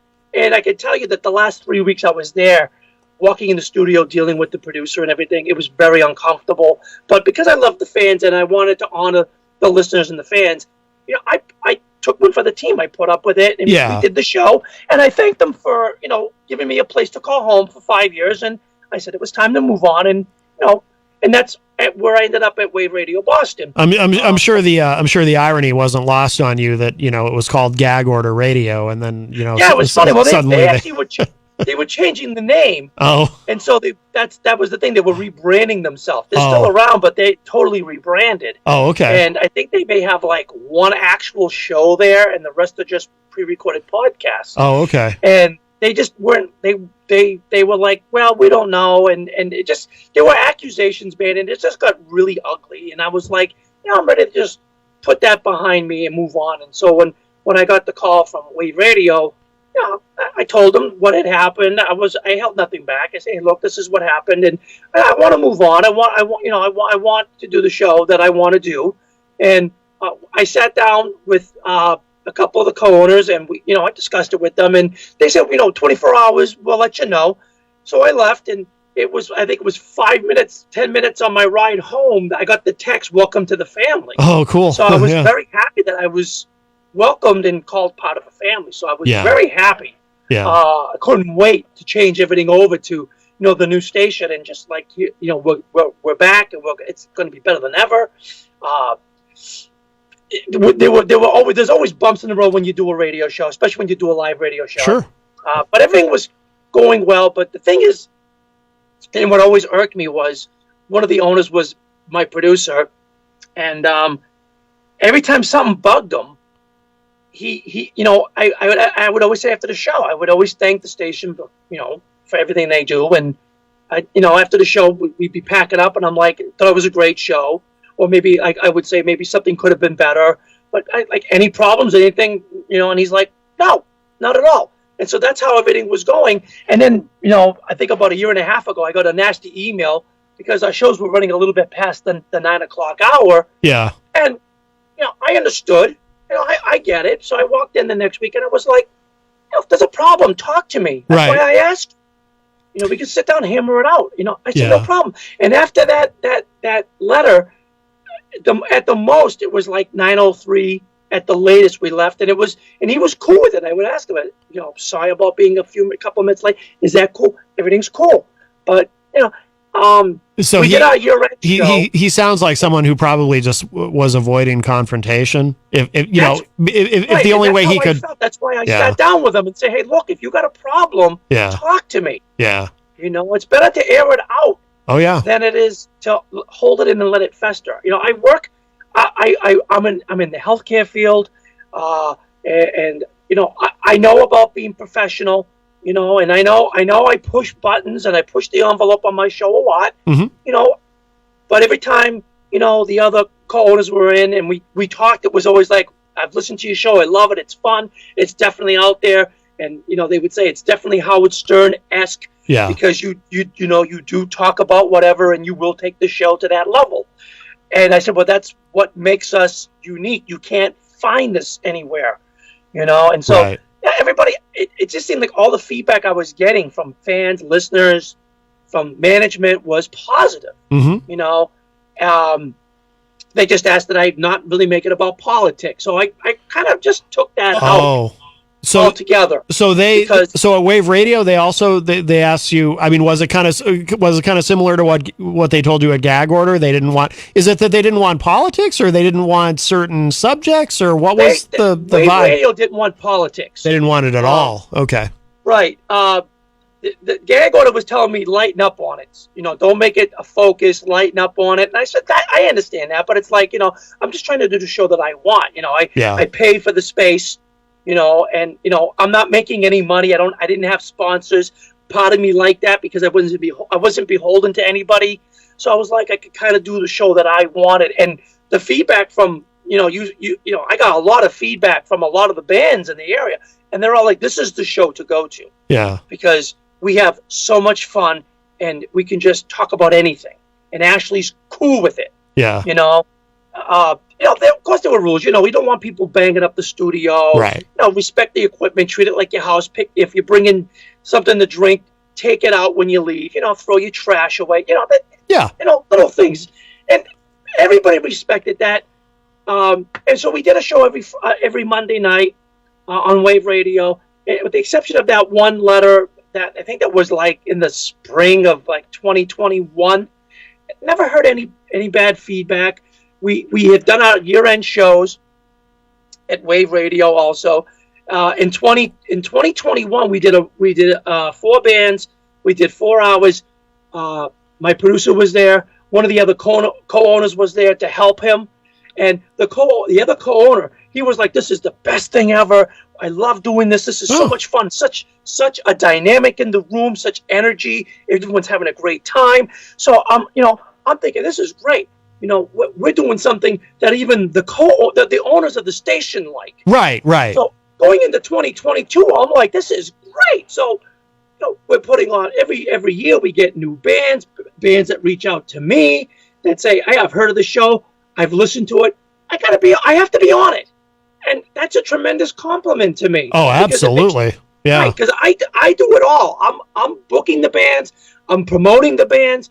I'm updating the websites. I'm confirming the bands. Mm-hmm. Everything. I'm answering their questions.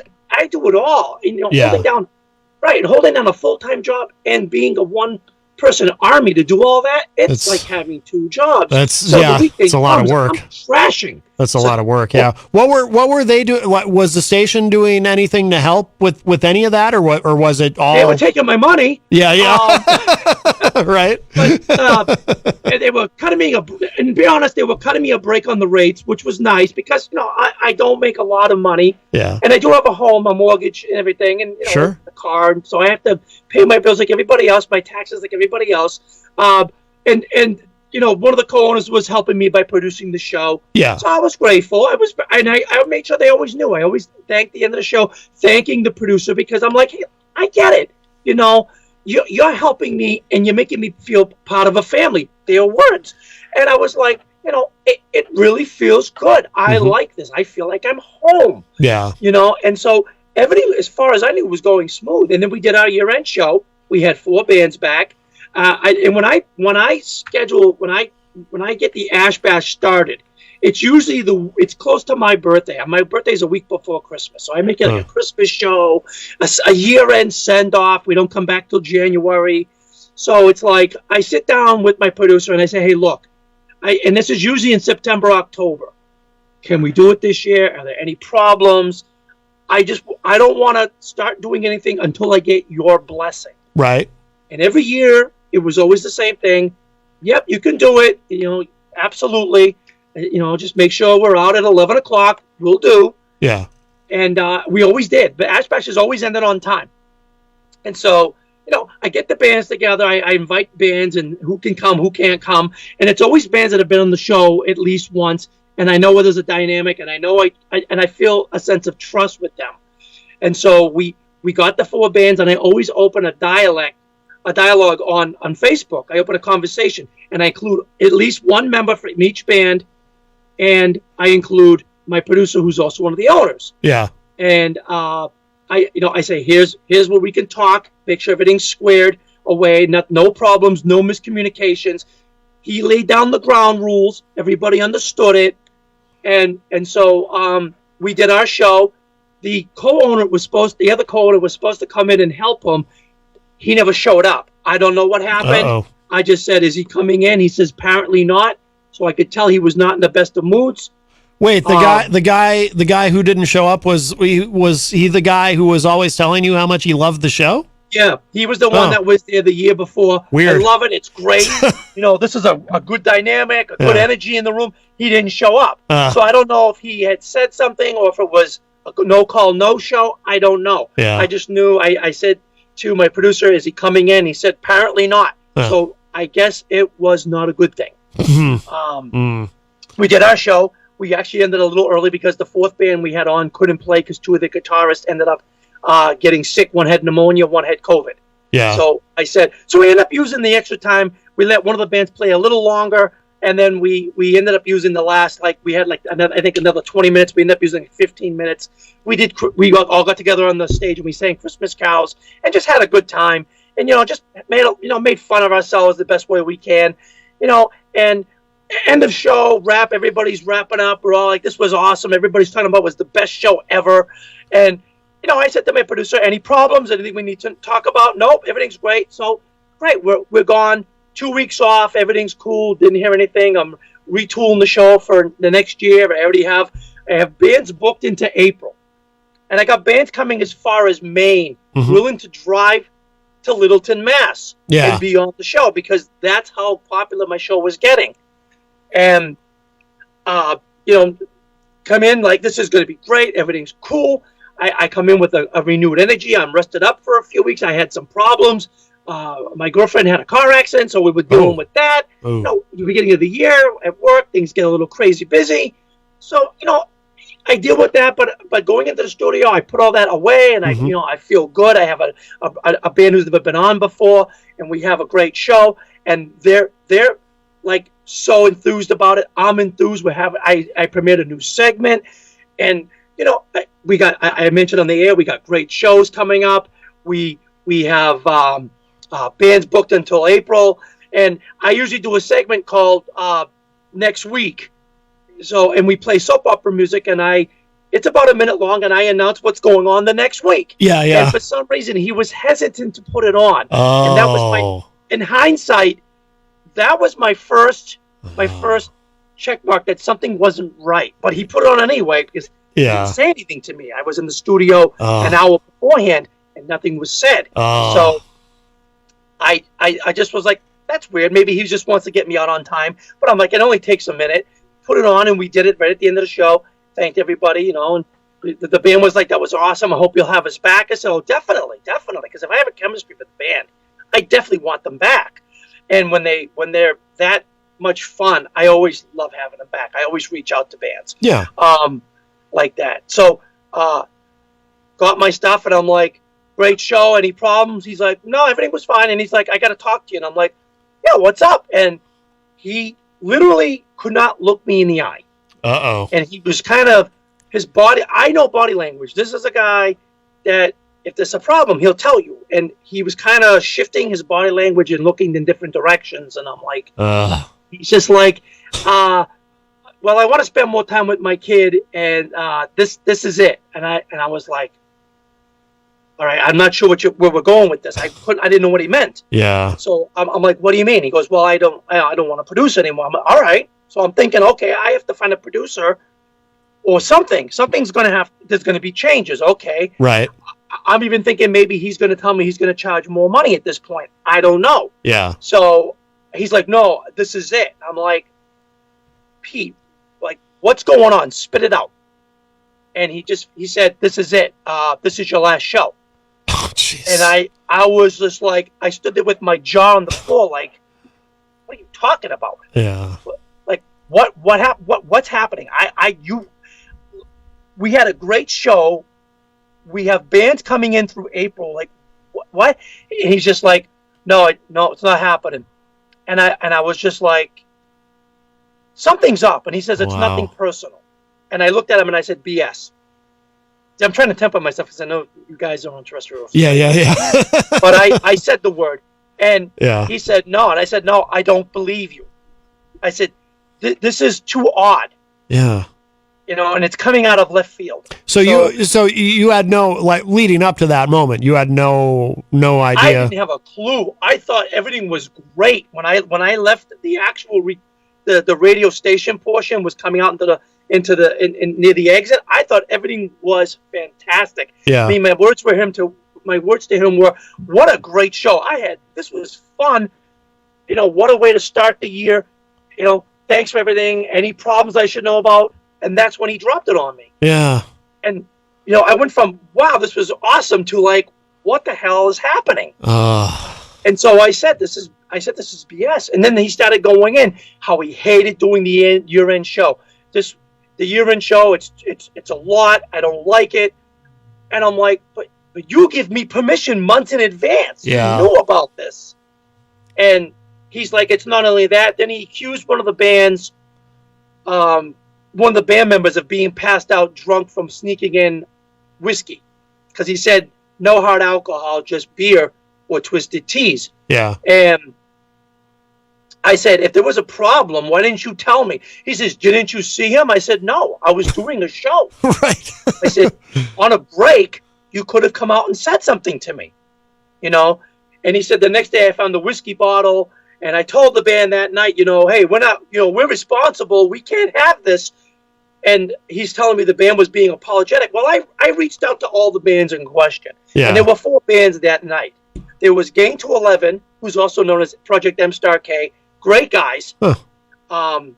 Day to 11. I mean, day to attend. Day to attend. Who Yeah. I just heard you guys playing earlier. Oh, love them. Yeah. Jeff is like one of the whole band, but Jeff, I've known Jeff for years. One of the most nicest, sweetest guys on the planet. Oh yeah. Yeah. Jeff's great. He would give me the shirt off his back type of guy. Yep. Yep. And I would do the same for him. Yep. We had Machine Gun Mayhem, who've been on the show many times, at least 5 times.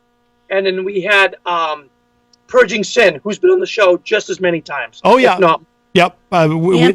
We've had them on. Yeah. Oh, yeah. Anthony Right. from Purging Sin. Greatest Yeah. guys in the world. Anthony, Brian, love them all. Yep. And I don't invite bands that I don't know. I've had you on my show multiple times. I'm like, I know you guys. I trust you guys. Right. So I reached out and I said to them, they said, we heard, because I had put it up what happened. And I said, just want to ask you point blank, did this happen? And from what I was told by all 4 bands, the guy was sleeping. And the band said he has narcolepsy. He has trouble staying awake, especially he's a workaholic. He just came out of a full day shift at his job, came down to do the show, and had to work the next morning. So he had 1 beer. And I said, well, beers were allowed. And they said, nobody snuck in whiskey. Mm. And I trust them enough to know that I believe them over what I was told by management, because they didn't save the whiskey bottle. They didn't show me what was happening. And it was literally, it's nothing personal. Well, obviously it was personal. Yeah. Because he just kept going into the whole year-end show. And I said, well, why didn't you say something to me in the weeks that followed? Well, we didn't want to bother you because it was 2 weeks off. I said, you're canceling my show. I think I should be told that. You just made me look like a fool on the air live, saying, see you next week, telling everybody about the wonderful guests we had lined up. Like, are you kidding? You think that's professional? And I said, I was like, that's the worst way to handle it. He said he talked with his other 2 corners.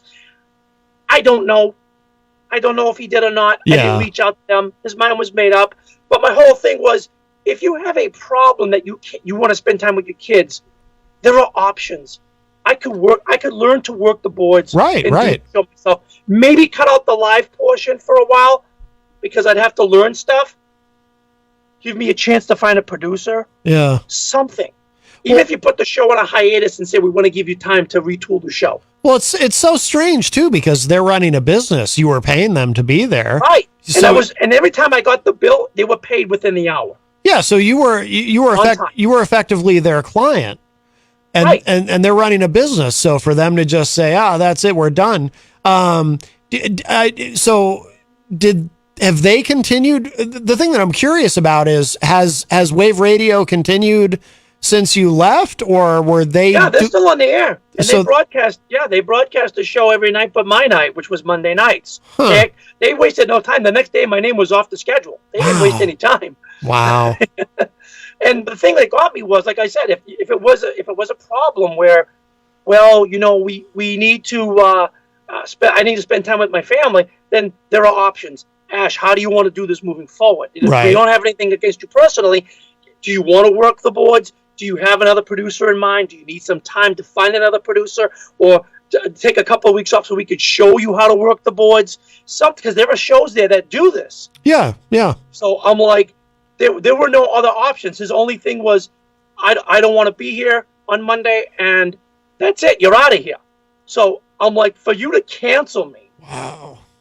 And literally that night, that's why I called BS. I said, something's up. And that's when he was telling me about the year-end show. And that's when the truth to me started coming out. And it just seemed like he had issues with my year-end show. He had issues with the bands I had on. He had issues with the way the show, the length of the show. And it's like, I get it. That's why I have a 4-hour show. And then we take 2 weeks off. Yeah. That's the whole point. So, we ended with a bang.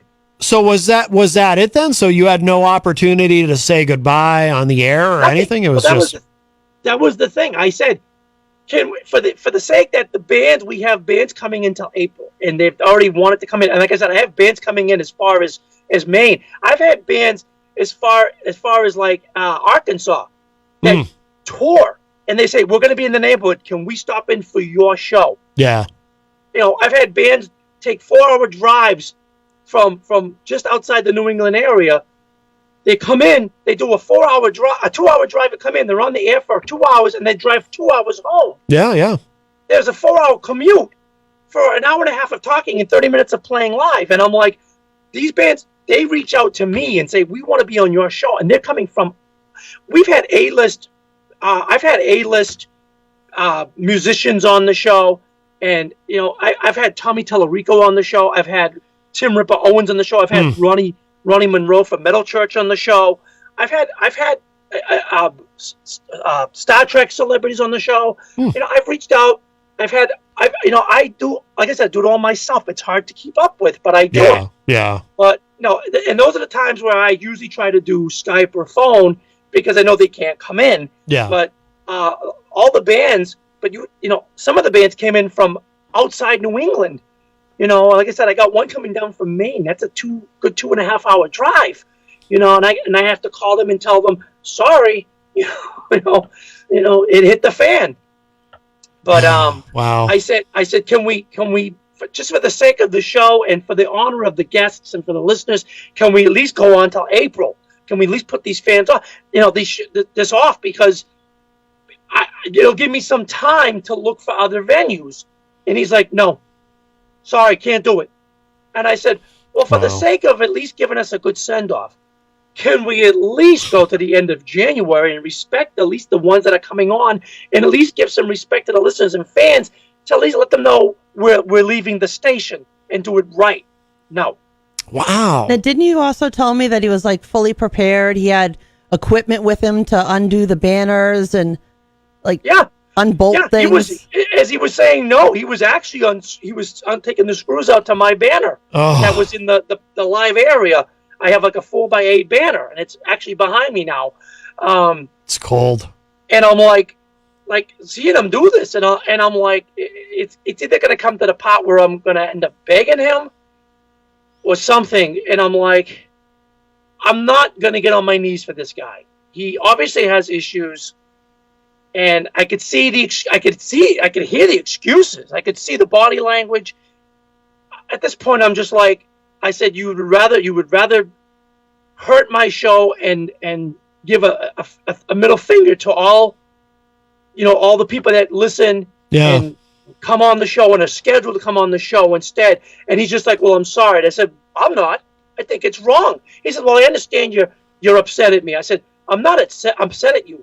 I said, I'm disappointed at your professionalism. Yeah. I'm disappointed that you could treat a show like this. Well, that's the thing. One of the first shows to join your network, to join your station. Yeah. I think there was one other show besides his Thursday night show. I was the first one to join. I was the first live show, I believe. Yeah. Other than his Thursday show. And like I said, I've always paid on time. I've given them content. I've given them bands. I've found bands that they've had on their show because he liked them. In fact, it was funny was that the following Thursday he had a band that he didn't even know about till I found them and had them on my show a year ago. Yeah, go ahead. Ash, did you ever hear from the other guy, the one who was? I heard from nobody. Wow. Just Pete. That was it. I heard nothing about. I'm so sorry. What happened? Nothing. Yeah. It's like they literally severed ties with me. So I got nothing. Yeah. And it would have been nice to have something. John is the one of the other co-owners, and he was the one that was like, I love what you do, and I think your show is awesome. I would have thought he would have reached out at some point, but it's we're going on almost 3 weeks now. Nothing. I've heard nothing. It's been radio silence from everybody, and and that's what I told him. I said it really hurts that I committed to you guys fully. You said I was a family, and family doesn't do this. Yeah. You don't do that to someone that was there for you at the beginning when you opened your first location. I was with you every step of the way. I promoted you. A lot of the bands that reached out to me said they never heard of their station until my show went there. Right. And it's like, because my show was the show. If you started a band and you were just formed and you were practicing out of your garage, hey, can we come on your show? Why not? Right. I know what it's like not to be given opportunities. And so I didn't want to be that person. I wanted to be the person that said, why not? Right. And I've had bands on the show, and then 3 months later they broke up. But I'm like, I wanted to at least be the person that said, you know what, I'm going to be that guy that's going to give you that shot. And hopefully it works out. Now, are the it sounds like, I mean, obviously you did a lot of great interviews on the show and a lot of great content there. Is that all preserved somewhere, or do you have it on? I actually have an archive. Good. Of the shows. Yeah. I have a page on Hulkshare and what's the other page? Because I had to change because I think I filled up Hulkshare. I think Hulkshare changed their terms and I filled up their whatever they had for space. Yeah. The other one is Audio Mac. I'm on Audio Mac as well. Okay. So I think like the last few months are on Audio Mac, but everything from my beginnings at Yago the Network to October of last year are on my Hulkshare page, so people can download them, listen to them, and they've got a lot of hits. Some of them have over 1,000 hits. So most are like maybe the 300 range. What would you say? Do you know, Ash, offhand what has the most hits as far as interviews that you did? Is there a particular artist or celebrity that you interviewed that A-list, any A-list celebrity or A-list musician have hit some bands. There's one band they're in Rhode Island. They're really well known in Rhode Island. They're called Area 508. They've gotten a lot of hits. That's the band that actually blew out the text line. Everybody kept texting the show, and the place they play. I forget the name of the pub, but the pub actually had us on their speakers during my show because they were on the show. So I mean, and this was all out of my pocket. Yeah. And you got pubs airing my show. They can't even say that about their show. Right. And it's like the band's like, the people are calling and saying, we're at the pub listening to your show on the speakers. They cut the music off and they're airing your show live. Yeah. And I'm like, oh my God, what a tremendous compliment. Yeah. And, every year was getting better. And I'm like, this is fantastic. And, when you hear that kind of feedback from people that are, own the station, and you don't hear negative feedback, and you walk in and you're told, this is exactly what he said. This is it. Mm-hmm. Like, that's how you tell somebody who's been there for you? Yeah, that's rough. I felt betrayed. That's why I said I'm not mad. Yeah. I'm just really disappointed. I had a sense of betrayal. That weekend, I was PO. I was definitely mad. Yeah. Because now I got bands writing and saying I was looking forward to being on your show next week or the week after, and it's like now it's not happening. And so one of the bands that was scheduled to come on, I think in February or March, started a petition. And it's I don't have the website. It's on my Facebook page. It's a really long website, but it's a petition that one of the band members from a band, I think it was the band's name is Pretty Late, and they're going to be on your show in a couple of months. Oh, yes. They said they want to talk about this. Yes, I have them. Yes, I do. Yeah, they're just as mad. All 4 bands that were on my year-end show are livid with the station, And there are a lot of bands who have written me and said, I will personally never appear on any show on that station. Wow. And so they Pretty Late was actually invited to another show, and they turned it down and cited my cancellation as the reason. Wow. Oh, no They kidding. said, Wow. Yeah, they're like, they're like an attack on one is an attack on all. Right, right. And, it's a huge compliment, but I told them, I said, I don't want you doing anything that's going to hurt your career. And they're like, no, it's no big whoop to us because, we don't see it as a major thing that's going to, nobody even heard of the station. Yeah. Like nobody even knows who they are. Yeah, yeah. It's like the drummer from REO Speedwagon. Nobody knows your name. Right. And it's like, and it's like, thank you so much. I appreciate it. So right now, I think we have 119, 120 signatures already. Oh, okay. And it was almost at 100 before the first week was up. And I guess they're going to do. I signed it. I know you did. Heck I appreciate it. And a lot of friends and a lot of bands, they've written me and they said, I've signed it. And the whole, I guess the whole thing is, they're saying save my show. Yeah. But the band wants to email it to the station and say, this is what happens. This is the consequence when you behave this way. You're losing a lot of fan base and a lot of listeners and a lot of bands who came to you because of Ash. Right, and right. I said, as long as that's the message, is I don't want you to give them the finger. I don't want to stoop to their level. No, of course not. And you also, you don't want to seem unprofessional in any way or anything like that because they were underhanded and it's funny, I was talking to my manager at my 9-to-5 job and I told him what happened and he's like, that was the words he used, unprofessional and underhanded. And I said, I couldn't agree more. I said, but I wanted to hear it from somebody, in my professional field. This was I being out of line? They never told you anything. Yeah. I said, That's maddening when somebody won't even just tell you what is it. Like, it's okay, you want to be mad at me, you want to get rid of me, fine. But tell me what in the world it is. Yeah. Right. I mean, that's maddening in and of itself. I hate people that are like that. It's like, at least have the courage to just say what it is. Yeah. I don't, Right. And if I was in his shoes, it would have been to the other two co-owners, you have to be here tonight. You have to be here tonight. We need to sit down with her and tell her what we're upset about. Hear her side of things and then come up with options. Right. Now, is this something where it had to be something major because it obviously didn't have to do with money because they lost money getting rid of you. Right. And they lost a sponsor last year. So as far as I know, they only have one sponsor. Yeah. And they said they said to me that their sponsor has their banner up in their location. Well, I've gone on that location's website and I've looked at pictures that from last weekend. They don't have their banner up. So I don't know what's going on. I'm not saying anything. All I'm saying is I think there's more to the story because my manager at my 9-to-5 said it sounds like it's a financial thing.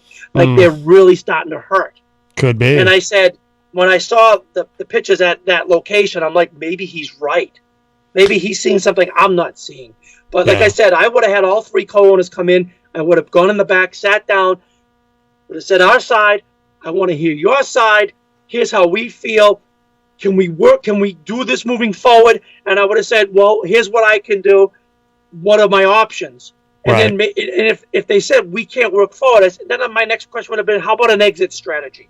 Right. Because the fans deserve it. Let's be professional. Because his answer to me was, you don't tell somebody, and this is what he said to me, you don't tell somebody bad news and then give them an open mic. Yeah. And I'm like, did you hear my last show at Gaggle the Network? I wasn't even talking to anybody. Yeah. I wasn't talking to anybody there. Yeah. Everybody was avoiding me like the Black Plague. Okay? And I still was able to come in and finish 3 shows and thank the station for letting me call that place home for 5 years. That's the way to do it, said, do you think I really would throw you under the bus? And to me, that meant there was a lack of trust. Right. Because obviously you don't trust me enough to do the right thing. And anytime I had a chance to end my show, I always thanked those who gave me a place to have a show. Always. Yeah. And I never went out calling them any names. And I'm like, obviously never listen to my show. But who listen to my show? A lot of the local bands. And they'll tell you that. They'll tell you Ashley was always classy and stand up and didn't throw people under the bus like that. Yeah. Ash, we're about out of time. So I know, isn't it crazy? it goes quick. It goes quick. Let me tell you this real quick. Yes. I am trying to. I'm looking at my options right now.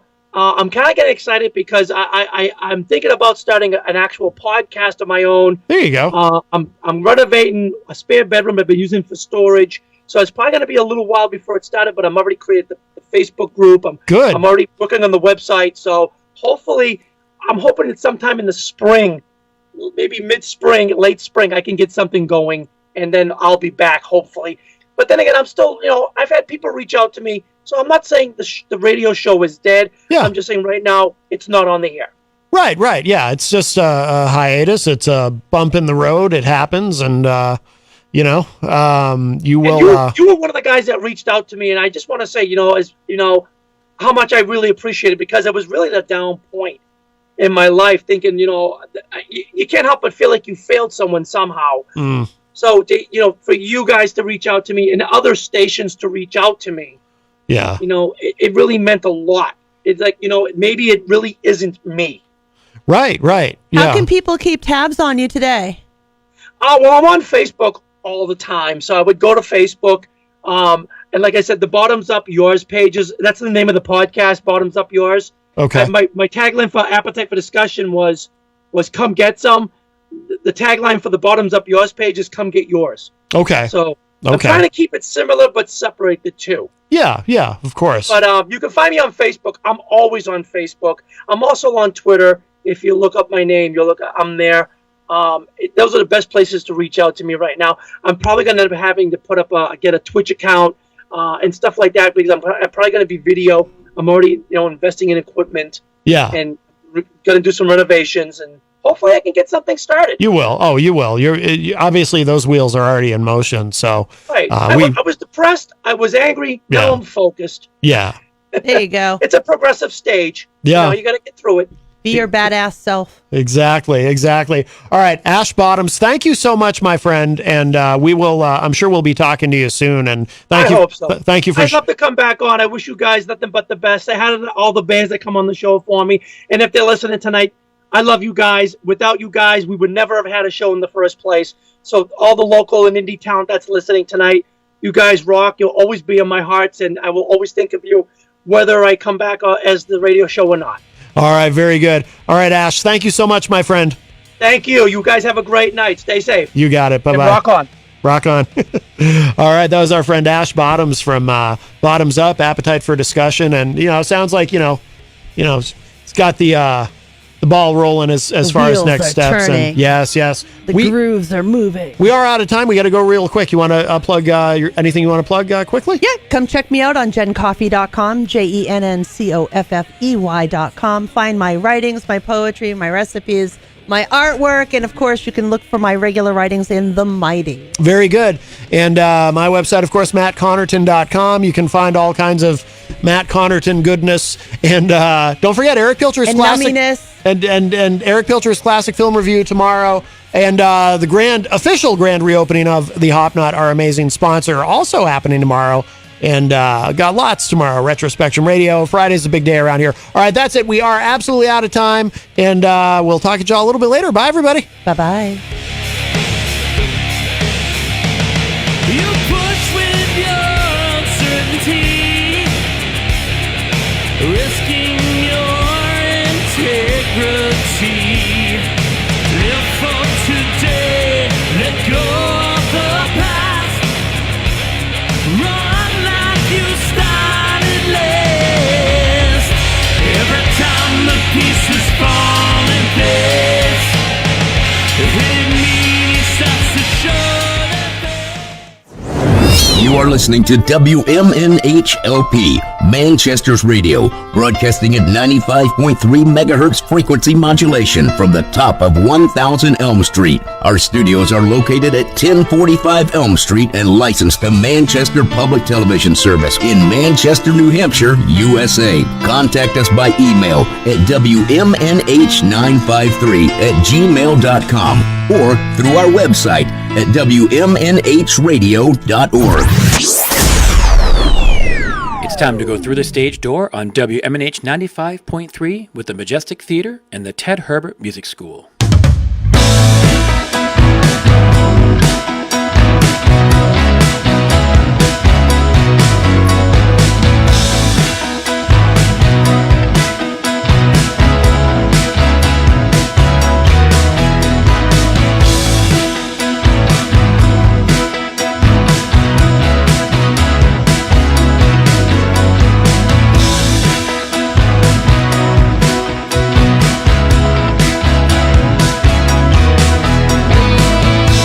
Through the Stage Door is a presentation of the Majestic Theater and the Ted Herbert Music School. For more information about the Majestic Theater or Ted Herbert's, you can call us at 603-669-7469 or visit us on the web at majestictheater.net or tedherbert.com.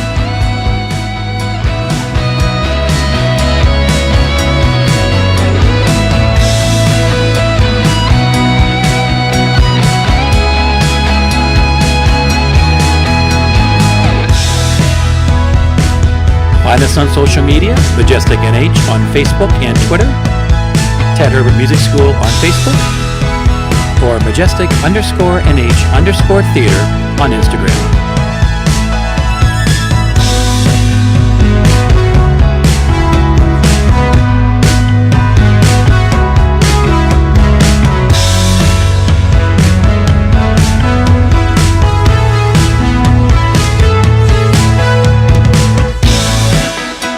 Coming through the stage door with me this week, Robbio here. Today I'm coming to you from the great state of Florida. So it got me thinking about states that have Broadway songs written about them.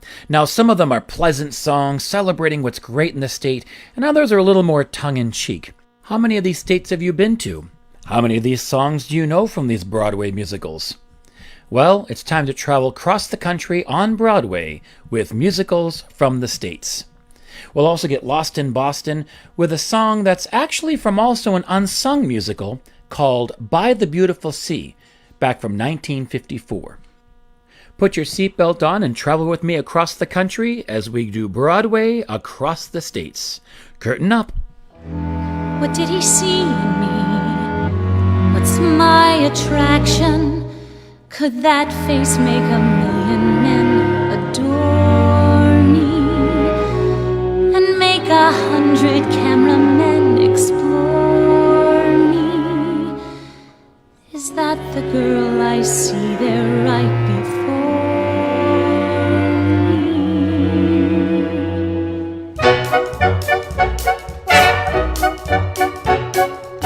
I wanna be that girl in the mirror there. I wanna be that girl with golden hair up on a silver screen most everywhere in the world. I want to go to Hollywood. Talkies, I mean the pictures. I want to have a hot time every night. Get out and raise a little Fahrenheit. Knock every Duke and Count and Baron right off his feet. I'll be that girl that's understood. Oh, I want to go to Hollywood. I want to sing the blues. I want to wear nice shoes and drink illegal booze in every late night spot full of jazz hot. I want a breakfast, lunch, and dinner there. If I'm a big box office winner there, I'll be the most well-known Berliner there ever was. I want to go to Hollywood so I can get far away from Friedrichstrasse, my cold water flat, the sofa that I sleep on behind the screen, the noisy lodger in the next room, my broken hand mirror, my broken coffee pot. If things get broken, they stay broken in Friedrichstrasse. The worn-up bristles on your hairbrush, the pennies needed for the heat every hour. And when you get sick, you stay sick in Friedrichstrasse, where you live with little soap and with hardly any hope.